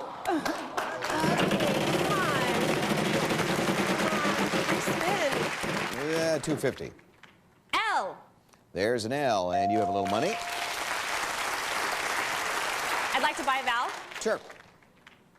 O. 1 O. Your cash is gone, so you need to spin the wheel now.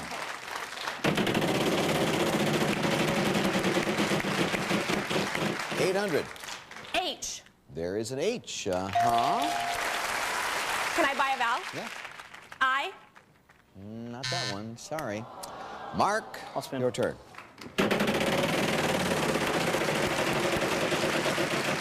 Stop. That's far enough. 800. C, please. 2 C's. I'll bet you're going to solve this now. Yes, I am. Go Lunch ahead. counter. You got it. $2,500. Good work. Now, you know, this is our puzzler round. Yes. Chance to win an extra $3,000 by solving this puzzle related to the one you just solved, lunch counter. French fries. Yeah, sure. You didn't let me do my exciting setup. I'm sorry. I didn't mean to interrupt I wanted you. to build the drama there, and he just knew it, shouts though. the answer I'm out. sorry. And I might not even as well be here. Man, I'll tell you. I'm sorry, I didn't mean to jump on you. $5,500 is what you won. Charlie, how about a prize for these folks for round 2? Okay, Pat. Epicure and Discovery, amazing skincare. Their products are featured by the top Beverly Hills salons of the stars. You'll enjoy an array of elixirs and lotions for the face and body from Epicure and Discovery. $2,500. There you go. Beauty, we call it. Here's our next puzzle. Who is it is the category, and Chesterlene's already leaning down there. That's right. Come on. Big money. Big money. Big money. Hey, look at that. Well, let's see if we can find a letter up there. T. There are 2 T's. You have Yay, good $5,000. Keep it up. 900. N. Yes, 2 N's. Now what do you want to do? I'd like to buy a vowel. Good idea. A. 5 A's. Woo. You can buy another one. You can spin it. Try to solve it. What do you want to do? Well, not a good idea as it happens. I'm sorry. Lisa.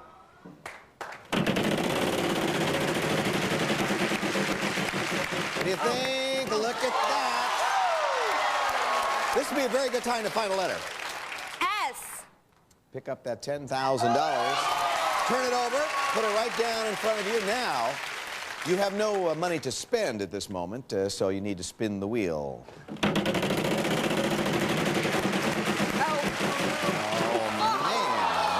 this is... Oh. It wasn't there very long. It wasn't. See, you didn't have time to get attached to it. That's the good news. Mark, it's your turn. All right.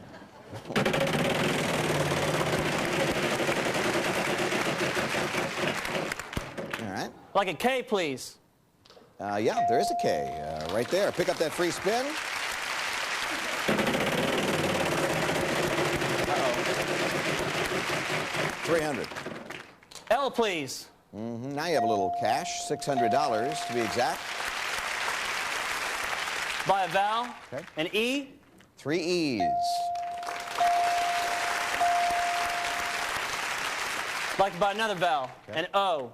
There are 2 O's.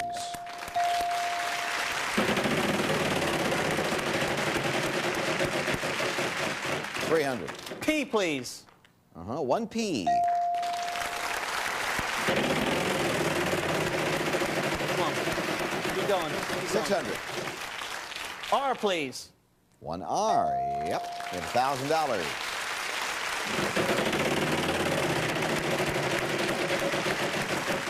$300. H, please.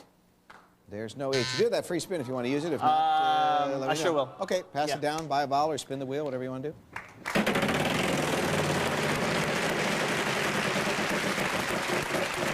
$300. M. Yeah, there are 3 M's. Here they come.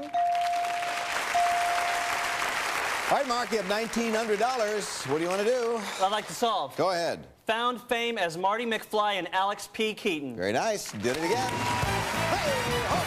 Congratulations. Now, let me cut you off this time. Let me set the stage here. The category is Who Is It? If you can tell us who that is, you win an additional $2,000. Right. Who is it, Mark? Michael J. Fox. Yeah, that's it. Yeah, you cooperated that time. That's right. Another $3,900. Mark has $9,400 for the first 2 rounds. No despairing down here. We have a long way to go. Some big money on the wheel. We'll be right back.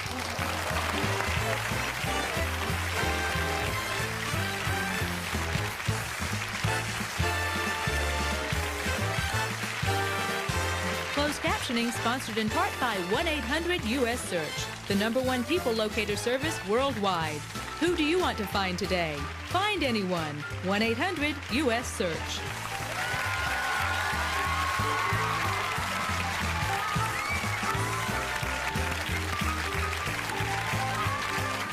Good news, it's our jackpot round, and the Chock-full of Nuts singers have entered the room. Tonight's jackpot round is brought to you by... Chock full of nuts is that heavenly coffee. Better coffee a millionaire's money can't buy. And we've added this prize to the wheel. Enjoy a 12-day journey through Italy with Colette Tours. Learn the art of Italian cooking, winemaking, and pasta making in classic Rome, Florence, the Italian Riviera, and more. $7,900. One of those buildings was leaning, it seemed to me. There's the prize on the wheel. It's a great one. And here's our next puzzle. Same name is the category. And if you're ready, Lisa, please spin. Lisa. Stop. 600. S. 1 S.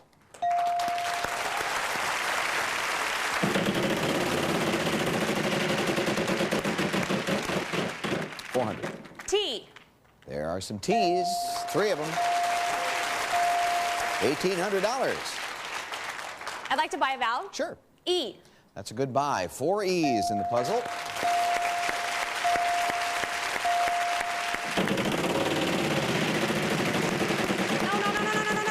Oh, boy, Lisa, the wheel has been brutal to you. I'm sorry. Mark, it's your turn. All right.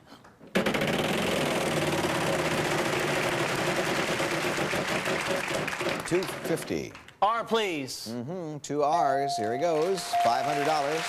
I'd like to solve. All right. Tree and elephant's trunk. Got it. Show off. I don't know why. Hey, another $500. You are $100 shy of $10,000 at this point. And we're going to take a break and come back. Cool. The good news is we're solving them quickly. We'll be back, see what happens.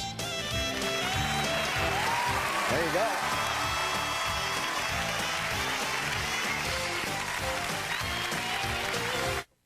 Welcome back. It's round 4. $5,000 space is on the wheel. Category is thing.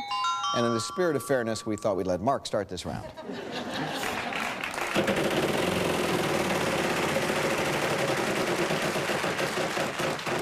$300. R, please. Yep, 1 R. Buy a vowel. Okay. An E. There are 3 E's. Spin it, Mark.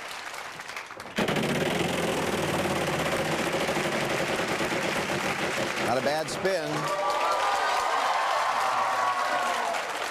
T, please. 1 T. $5,050 is what you have. Buy a vowel. An A. And 2 A's.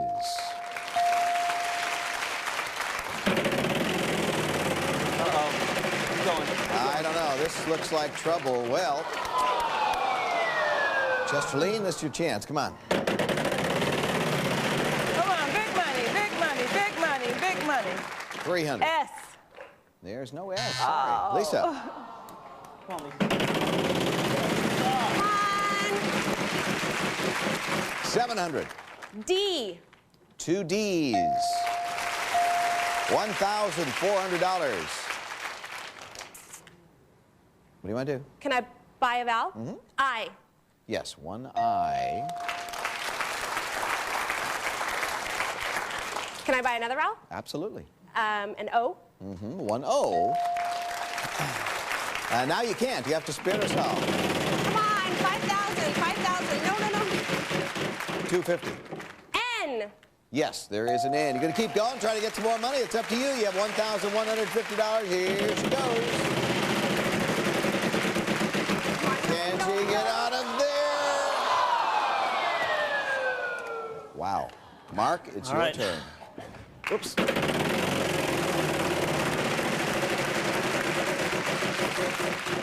$300. L, please. Yep, one L. Want to spin again? Yes, I will.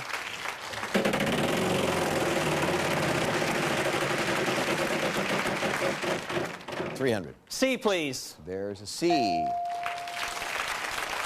All solved. Go ahead. Delayed reaction. Yep, that's it. Seems to be going away. What do you think? Well, another $600. You've topped the 10,000 mark, 10,500 to be exact. The good news down here is we have time for another puzzle. Vanna, may we see what's next? This time we are looking for people. That's the category. Chesterleen, would you start this for us?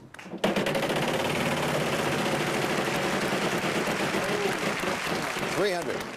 R, please. One R.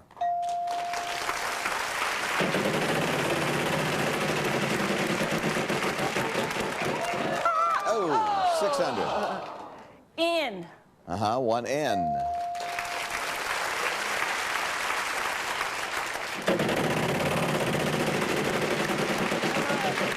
$400. T. No, no T. Now, hang on there, Lisa. That sound means time is running a little short. I'll give you a little time to spin. Ask you to give me a letter for the puzzle. You have 3 seconds to solve it. Vowels worth nothing. Consonants worth $250 a piece. People is the category. Lisa, your turn. Letter, please. S. One S, and when that shows up, you'll have 3 seconds. Mark. L. Nope. Chesterleen? B. No B. Lisa? P. Nope. Mark? M. One M. People. Chesterleen? D. Nope. Lisa? F. Nope. Mark? C. One C. $500. People. Chesterleen? W. There is a W. What do we have? Newcomers. Got it. There you go. I'm glad you came up with that. We're very happy for you. And, you know, that's not a bad little piece of change there. $1,150. Thank you very much for being here. We appreciate it. Congratulations on that. I'll be back to try with you in a moment, young man. You know, sometimes you can come here and play the game and leave and say, boy, I really messed up. You didn't do anything wrong. You were perfect. The wheel was just awful to you. Not kind. I know. Don't think ill of it, though, please. Okay. We have some nice party gifts for you. Thank you very much, Lisa. We appreciate it. Mark, our big winner in a big way, $10,500. We're going to take a little walk. Watch your step as we head on down. You know, it's Mexico week here. We have some great trips to that country, along with some vehicles. And let's start with the trip, Charlie. All right, Pat, get ready for a week of fun as we send you and 3 friends to the sport fishing capital of the world, Los Cabos, Mexico. Over $18,000. And we also have a trip vehicle package here, a trip to Cozumel, which will be a great vacation for you. And then you come back and drive your new Explorer that Vanna is pointing at right now. It's worth almost $27,000, that prize package. We have another combo, Charlie. Well, not only will you enjoy the pristine beauty of Puerto Vallarta, you'll have a ball riding the waves with this Sea Ray 190 Cutty cabin, over $30,000. And the trip to Cancun is also available. Wow, that's a great vacation as well. And we have a vehicle as well in this package. This beautiful convertible, altogether worth over $31,000. And the cash is always here, $25,000. We'll come back. This young man will try to add to his $10,000 plus. Just a minute. Good work. All right. Played very well. Called good letters. Bought the vowels when you should. And as a result, here you are in bonus land. Time to pick a letter. All right. Thank you. Thing, the category, R-S-T-L-N-E. Vanna, ooh, not many letters up there. How many will she show you? That's what I thought. Wow. All right. You can do it. We need 3 more consonants and a vowel. C. 1. M. 2. D. And your vowel. O. Well, you get an O. You still have some work to do. Thing. 10 seconds. Talk it out. Good luck.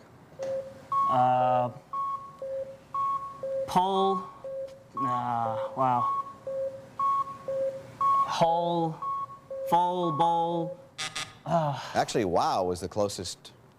Oh my gosh. Yeah, that was tough. That was I tough. don't want to see it. Yeah, what? Don't show it to me. You know, I've said many times, the rules say you don't have to look at this. If you I'll don't want open to. it, jeez. See? It better not be, just don't let it be the car. Oh, okay, it's only the cat. Oh! Well, you said. Now, I know how now, come here. It's okay. I know how disappointing that must be. But, you know, if you're going to be a game show host one day, you must learn to console people. And you really make them feel better. How am I doing? Terrible. That's what I thought. Awful. That's what I thought. Hey, you won $10,500. Right. How's that? Is that better? All right. Thanks, Mark. I'm sorry. We'll be right back. Oh, man. Some contestants may receive a complete state-of-the-art entertainment package from Daewoo. It features a high-resolution color TV, 4-head stereo VCR, and ProLogic surround sound 5-speaker system. The one to watch is Daewoo. Oh, woof. Yeah, wolf. Even a man who is pure in heart and says his prayers by night may become a wolf when the wolfbane blooms and the autumn moon is bright. Maria Auspinskaya to Lon Chaney from The Wolfman, 1938. Thank you. Wow. Or whenever, I don't know. Goodbye. Goodbye, Maria. Some contestants may receive Vitasana multivitamin gel caps, essential vitamins and minerals, plus pure ginseng to give you a natural spark of vitality. Vitasana, full of vitamins, minerals, and life. Does it make sense to keep color on your hair for 30 minutes when you can get rid of the gray in 5? Just 5. Smart hair color. Works for me. Constipation. You feel bloated, not like yourself. Fibercon relieves bloating constipation. I'm myself again. Fibercon. Be regular. Be yourself. Check out Meineke and get 50% off lifetime brake pads and shoes. At Meineke, you won't pay a lot, but you'll get a lot. I guarantee it. When you have problems here and here, Maximum Strength Help is here. From the #1 brand, new Maximum Strength Osteo Biflex from Sundown. Repair, rebuild, renew.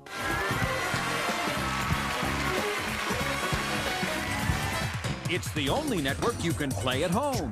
Game Show Network, where it's all play all day. Buzz your cable company and get in the game. I'm Neil Frank. Changing weather. I'll have the details on 11 News at 10.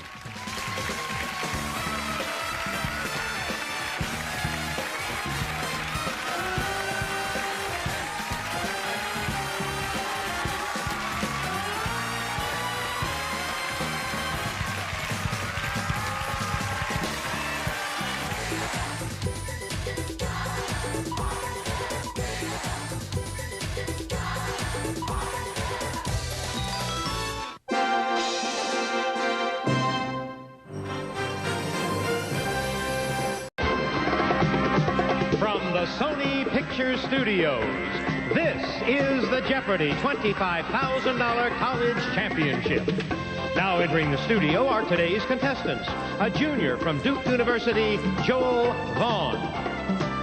A junior from Alfred University, Andrea Pinion. And a freshman from the University of Michigan, Craig Barker. And now, here is the host of Jeopardy! Alex Trebek. Thank you, Johnny Gilbert. Hello, ladies and gentlemen. I hope you're as eager as I am for the end of this half hour, because then we'll be able to announce the names of the 9 semifinalists who get to come back next week and compete for the $25,000. One of these 3 individuals, perhaps all 3, keep in mind those 4 wild card spots, perhaps all 3 will wind up returning next week. So Craig, Andrea, and Joel, welcome aboard. Good luck. Let's go to work.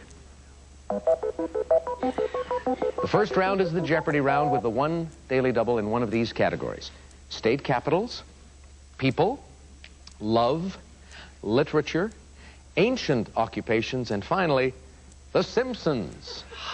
Craig, you start us off. I'll take The Simpsons for 100, please, Alex.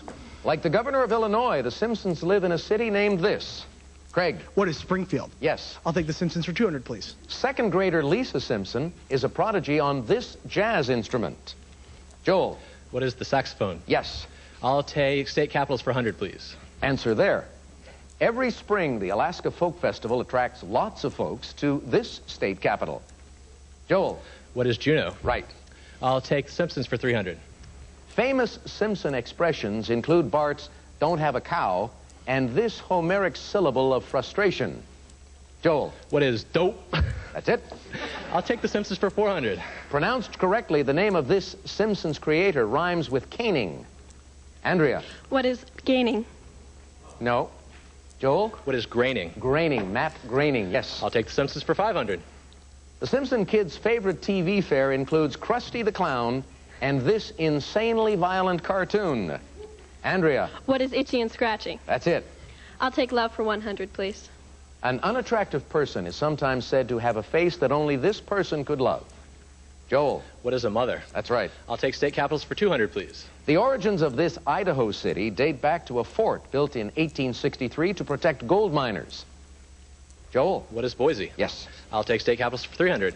You'll find this capital of Montana in Prickly Pear Valley. Greg. What is Helena? Yes. I'll take state capitals for 400, please. Answer. In September and October, you may watch salmon swim up the fish ladders in this Washington City's capital lake. Joel? What is Olympia? Right. I'll take state capitals for 500. This city's zoo is only 2 blocks away from a museum devoted to Father Damien. Joel? What is Springfield? No. Andrea? What is Honolulu? Honolulu, Hawaii, yes. I'll take literature for 100, please.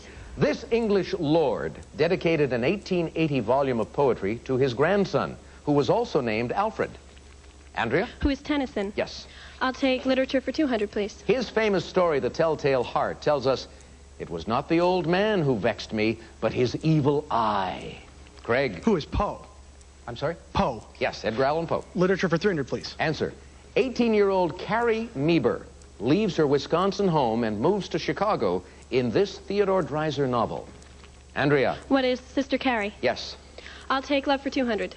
This word, meaning not reciprocated, is found with love in many dictionaries. Andrea? What is unrequited? That is it. That gives you $200 more. Puts you into a tie with Joel for first place. Craig has half as much money as the two of you. And we're going to take our first break right now. We're coming back right after this.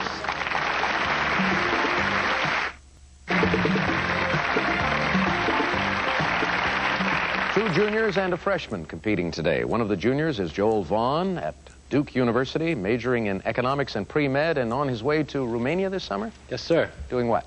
Well, I'll be working with InterVarsity Global Projects. It's a Christian missionary organization, doing camps, sharing the gospel of Jesus Christ with kids, and should be a really great time. All right. Have you done this kind of work before in other places? I haven't done it cross-culturally before. No. And so this is really going to be an original kind of experience for me. Okay, good for you. It's a great way to spend the summer. Andrea Pinion, a junior at Alfred University.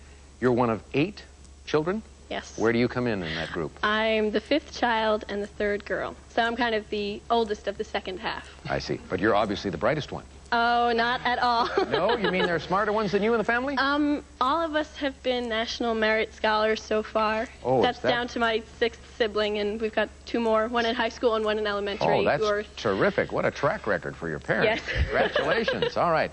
Craig Barker, a freshman at the University of Michigan, majoring in pre-business. And what are you going to be doing this summer? Doing work with computers, I understand. Yeah, it's actually kind of funny. I design mortgage forms for mortgage forms? Mm-hmm, yes. Whenever you go to take out a loan, you need a mortgage form. Every state has a different type. Every agency has a different type, so there's lots and lots and lots to do, plus several formats for different banks. So it's How old are you? I am 18. How does an 18-year-old get interested in mortgage forms?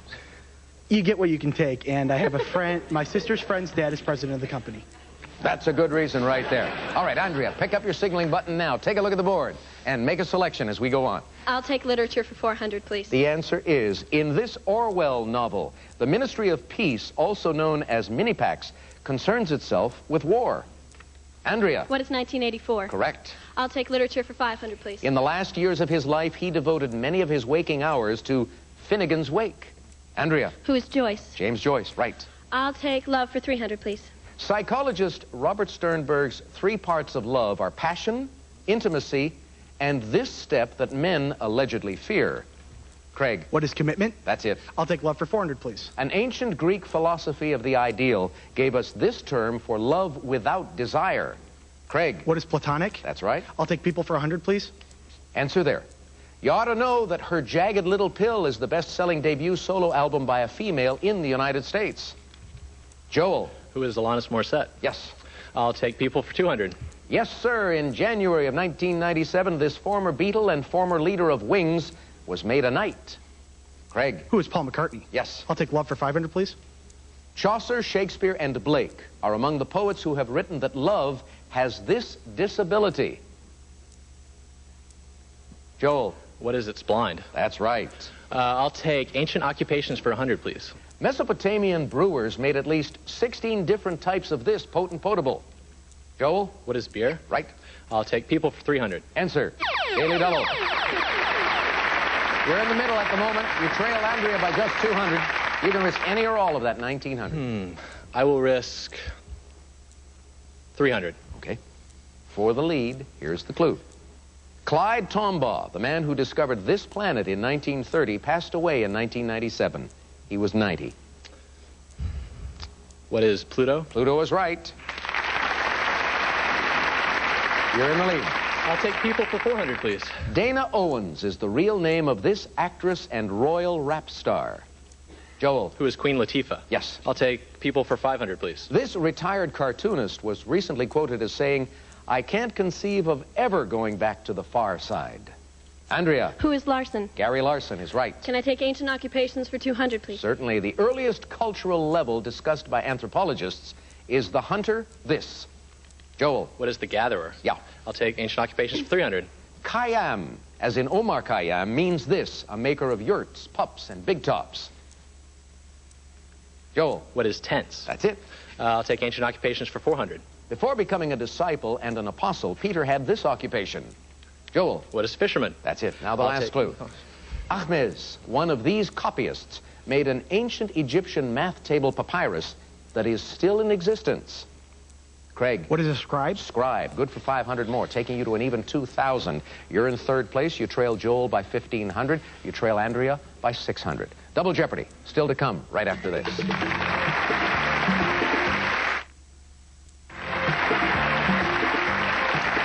The young man from Michigan, Craig, will get to pick first in this Double Jeopardy round. 2 daily doubles in here, Craig. Here are the categories for you. World history, awards, religion, math terms, politics, and finally some 10-letter words. Your choice. Politics for 200, please. All right, the answer is in 1918. This automaker was nominated for a U.S. Senate seat from Michigan, but narrowly lost the election. Andrea. Who was Ford? Henry Ford, yes. Can I have religion for 200, please? Though a teacher and not divine, temples in China have been erected to this man, also called Kung Fu Tzu. Joel. Who is Confucius? Right. I'll take religion for 400, please. A shrine of the Bab, a forerunner of the Baha'i, is in Haifa, in this country. Haifa is in Israel. Joel, pick again. Religion for 600, please. In 1533, Thomas Cranmer became the first non-papist archbishop of this see. Craig. What is Canterbury? Yes. I'll take politics for 400, please. On January 22nd, 1997, the United States Senate confirmed this former Maine senator as Secretary of Defense. Craig. Who is Cohen? William Cohen, yes. Politics for 600, please. In December of 1996, former Tennessee Senator Howard Baker married this state's Senator Nancy Kassebaum. Craig. What is Kansas? Yes. Politics for 800, please. In 1996, this state's Jay Rockefeller won re-election as senator with over 75% of the vote. Craig. What is West Virginia? Yes. Politics for 1,000, please. In 1996, Arcata, California became the first city in which this Ralph Nader party won a majority in the city council. Joel? What is the Green Party? You're right. I'll take world history for 200, please. In April of 1796, this French officer defeated the Sardinians at Mondovi, gaining Savoy and Nice for France. Andrea. Who is Lafayette? No. Craig. Who is Napoleon? Napoleon, yes. World history for 4, please. In 1517, Cordova became the first Spaniard to reach Mexico when he landed on this East Coast peninsula. Craig. What is the Yucatan? That's it. I'll take world history for 600, please. In a 1797 Canary Islands battle, this British naval hero's right arm was wounded and later amputated. Joel. Who is Trafalgar? No. Craig. Who is Nelson? Nelson, Horatio Nelson. Yes, you spoke too quickly, Joel. Yes. World history for 8, please. Answer.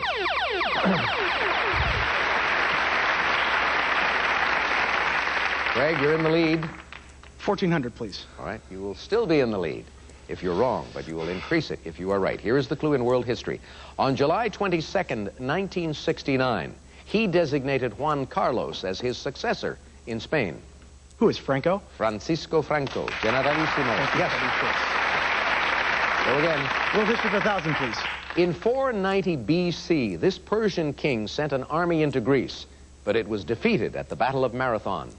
Andrea. Who is Xerxes? No. Joel. Who is Darius? Yes. I'll take religion for 800, please. Answer there. One of the precepts of this nirvana-seeking group is to avoid intoxicating drinks as they cause stupidity. Craig. Who are Buddhists? Right. Religion for 1000, please. The Ramayana is one of the great epics of this religion. Andrea. What is Hinduism? That's it. Can I have math terms for 200? You'll find the word infinite within this calculus term for infinitely small, but not quite zero. Craig? Infinitesimal? What is infinitesimal? No. Andrea or Joel? Joel. What is finite? No. Let me give it to you. Craig, you were so close, but you missed a vowel. What is infinitesimal? Yes. Not infinitesimal, not childlike. Andrea, back to you. I'll take awards for 200, please. Answer. In 1996, this Doonesbury creator received the Reuben Award as Outstanding Cartoonist of the Year. Andrea. Who is Trudeau? Gary Trudeau, yes. I'll have awards for 400, please. The Daily News on St. Thomas in this U.S. territory won a 1995 Pulitzer Prize for meritorious public service. Craig? What is the U.S. Virgin Islands? That's it. Awards for 6, please. In 1997, this Fahrenheit 451 author received the Silver Award from the U.S. National Commission on Libraries. Joel? Who is Bradbury? Ray Bradbury, right. Math terms 400, please. Answer. A perfect number is the sum of all of these except itself. For example, 28 is the sum of 1, 2, 4, 7, and 14. Joel? What are its factors? That's right. I'll take math terms for 600. It describes the shortest line between 2 points on a surface, or a dome made with the least possible material. Craig? What is geodesic? Yes. I'll take awards for 800, please. This country's Bharat Ratna is awarded for exceptional work in art, literature, science, or public service. Andrea? What is India? Yes. I'll have awards for 1,000, please. In 1918, this German received the Nobel Physics Prize for his quantum theory of radiation. Joel? Who is Bohr? No. Not Niels Bohr, but Max Planck. Andrea, back to you. Math terms for 800, please. This term for complex shapes, or the geometry that deals with them, comes from the word fractional. Craig? What are fractals? Yes. I'll take math terms for 1,000, please. Represented by an arrow, it's a quantity like velocity with both direction and magnitude. Craig? What is a vector? Vector, yes. 10-letter words for 200, please, Alex. It's a room where a scientist carries out his experiments. Andrea? What is laboratory? Yes. I'll take 10-letter words for 600, please. Answer. The Daily Double. Oh, it's rough going, Andrea. I know you're in third place with 3,800, but you can move into second, certainly. I'll risk 1,200, please. Okay, for an even 5,000 and second place. Here is the clue in 10-letter words. From the Latin for handwritten, it's the original text of an author's work. What is manuscript? That's it. And you're at 5,000. And we have 3 more clues.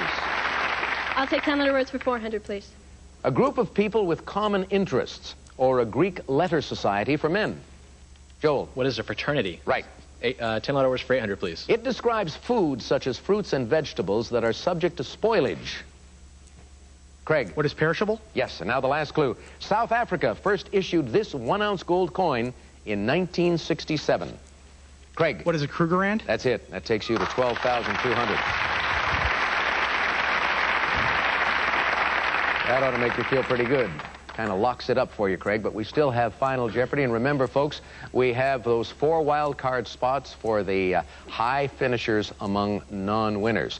There's a lot of cash involved next week, of course, and in addition, there's this great prize. Johnny. It's the new S70 from Volvo, combining performance with an exciting new design and featuring legendary Volvo safety. Drive safely. Thank you, Johnny. And in addition, of course, there's Volvo's great participation in the educational process in this country. They will match the monies earned by the 3 finalists in that 2-game final series at the end of next week and donate it to their schools as scholarships, grants for needy students. All right, players, here's the category for Final Jeopardy. Today, it's the law. Oh, yes. Sorry about that, Andrea. Don't worry. The clue might be a lot easier. We'll come back with the clue after this. Let's see what these young people know about the law. You've got 30 seconds to come up with a response to this clue. From the Latin for under penalty. You're under penalty if you don't obey one. Good luck.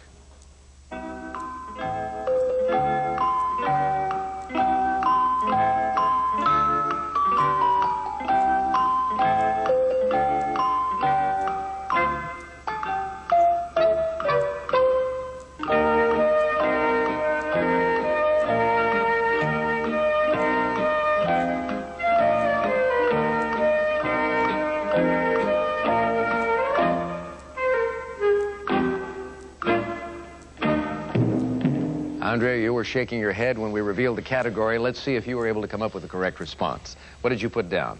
What is subpoena? Well done. That's right. Your wager was $4,000. That takes you up to $9,000. We go to Joel now. He had $5,300. Did he get subpoena also? He did indeed. His wager, $4,701, taking him up to $10,001. Craig didn't have to risk anything to be a semifinalist. Did he get subpoena? He was subpoenaed correctly, and did he risk anything? $300. That takes him to $12,500. He is a semifinalist. Congratulations to you. Come on over here. And now let's meet the other semifinalists who are coming back to compete next week. First of all, the junior from the University of Louisville, Aaron Wenger. From Wittenberg, Bill McKinley. Stephen Bevier from Michigan State. And Brian Chan, a freshman at Harvard. Now we have those 4 wild card spots, the high scorers among non-winners. And they are, with $10,000, Lisa Talley from Loyola. With $10,000 also, Mark Urciola from Marist College. With $9,300 at Purdue, Eric Slack. And in this game, with $10,001, Joel Vaughn. Come on over here, Joel. There they are, folks, the 9 you get to see again next week, competing for that $25,000 payoff. Join us then, won't you? So long. Today's second and third place contestants will receive extra strength Bayer aspirin and genuine Bayer aspirin, powerful pain relief, and so much more. IY offers the best in portable entertainment, like this personal radio cassette player with AM/FM stereo tuner, battery life indicator, and multi-sound processor. Centrum Silver, a specially formulated multivitamin multi-mineral for adults over 50. Centrum Silver because right now it's a great time to be silver. Elvis Presley, 5 re-releases of his great movie soundtracks, including Blue Hawaii and GI Blues, now in stores and RCA CDs and cassettes. Marion, don't you think variety has kept things interesting all these years? I do, Carl. That's why we make so many delicious cheeses. Alpine Lace. Over 20 varieties at your deli counter. Crunch and Munch. It's perfect whatever you're craving. Popcorn, peanuts, and rich buttery toffee. Delicious. It's like a fun snack. I take this in the car on a long trip. Or maybe a short trip. Any trip. Learn more about lowering your cholesterol with Quai Garlic Tablets. Call 1-800-92-PROOF. Quai. Proven to lower cholesterol. Proven for life. Coming up next on Action 10 News, the mayor responds to our special report comparing downtown Knoxville to cities thriving on business success. Construction is finished. Interstate 40 is open for business. We'll have a live report. And thousands of students who called UT their home now call it their alma mater. But one of them is sticking around for one more year. We'll hear from Peyton next on Action 10 News.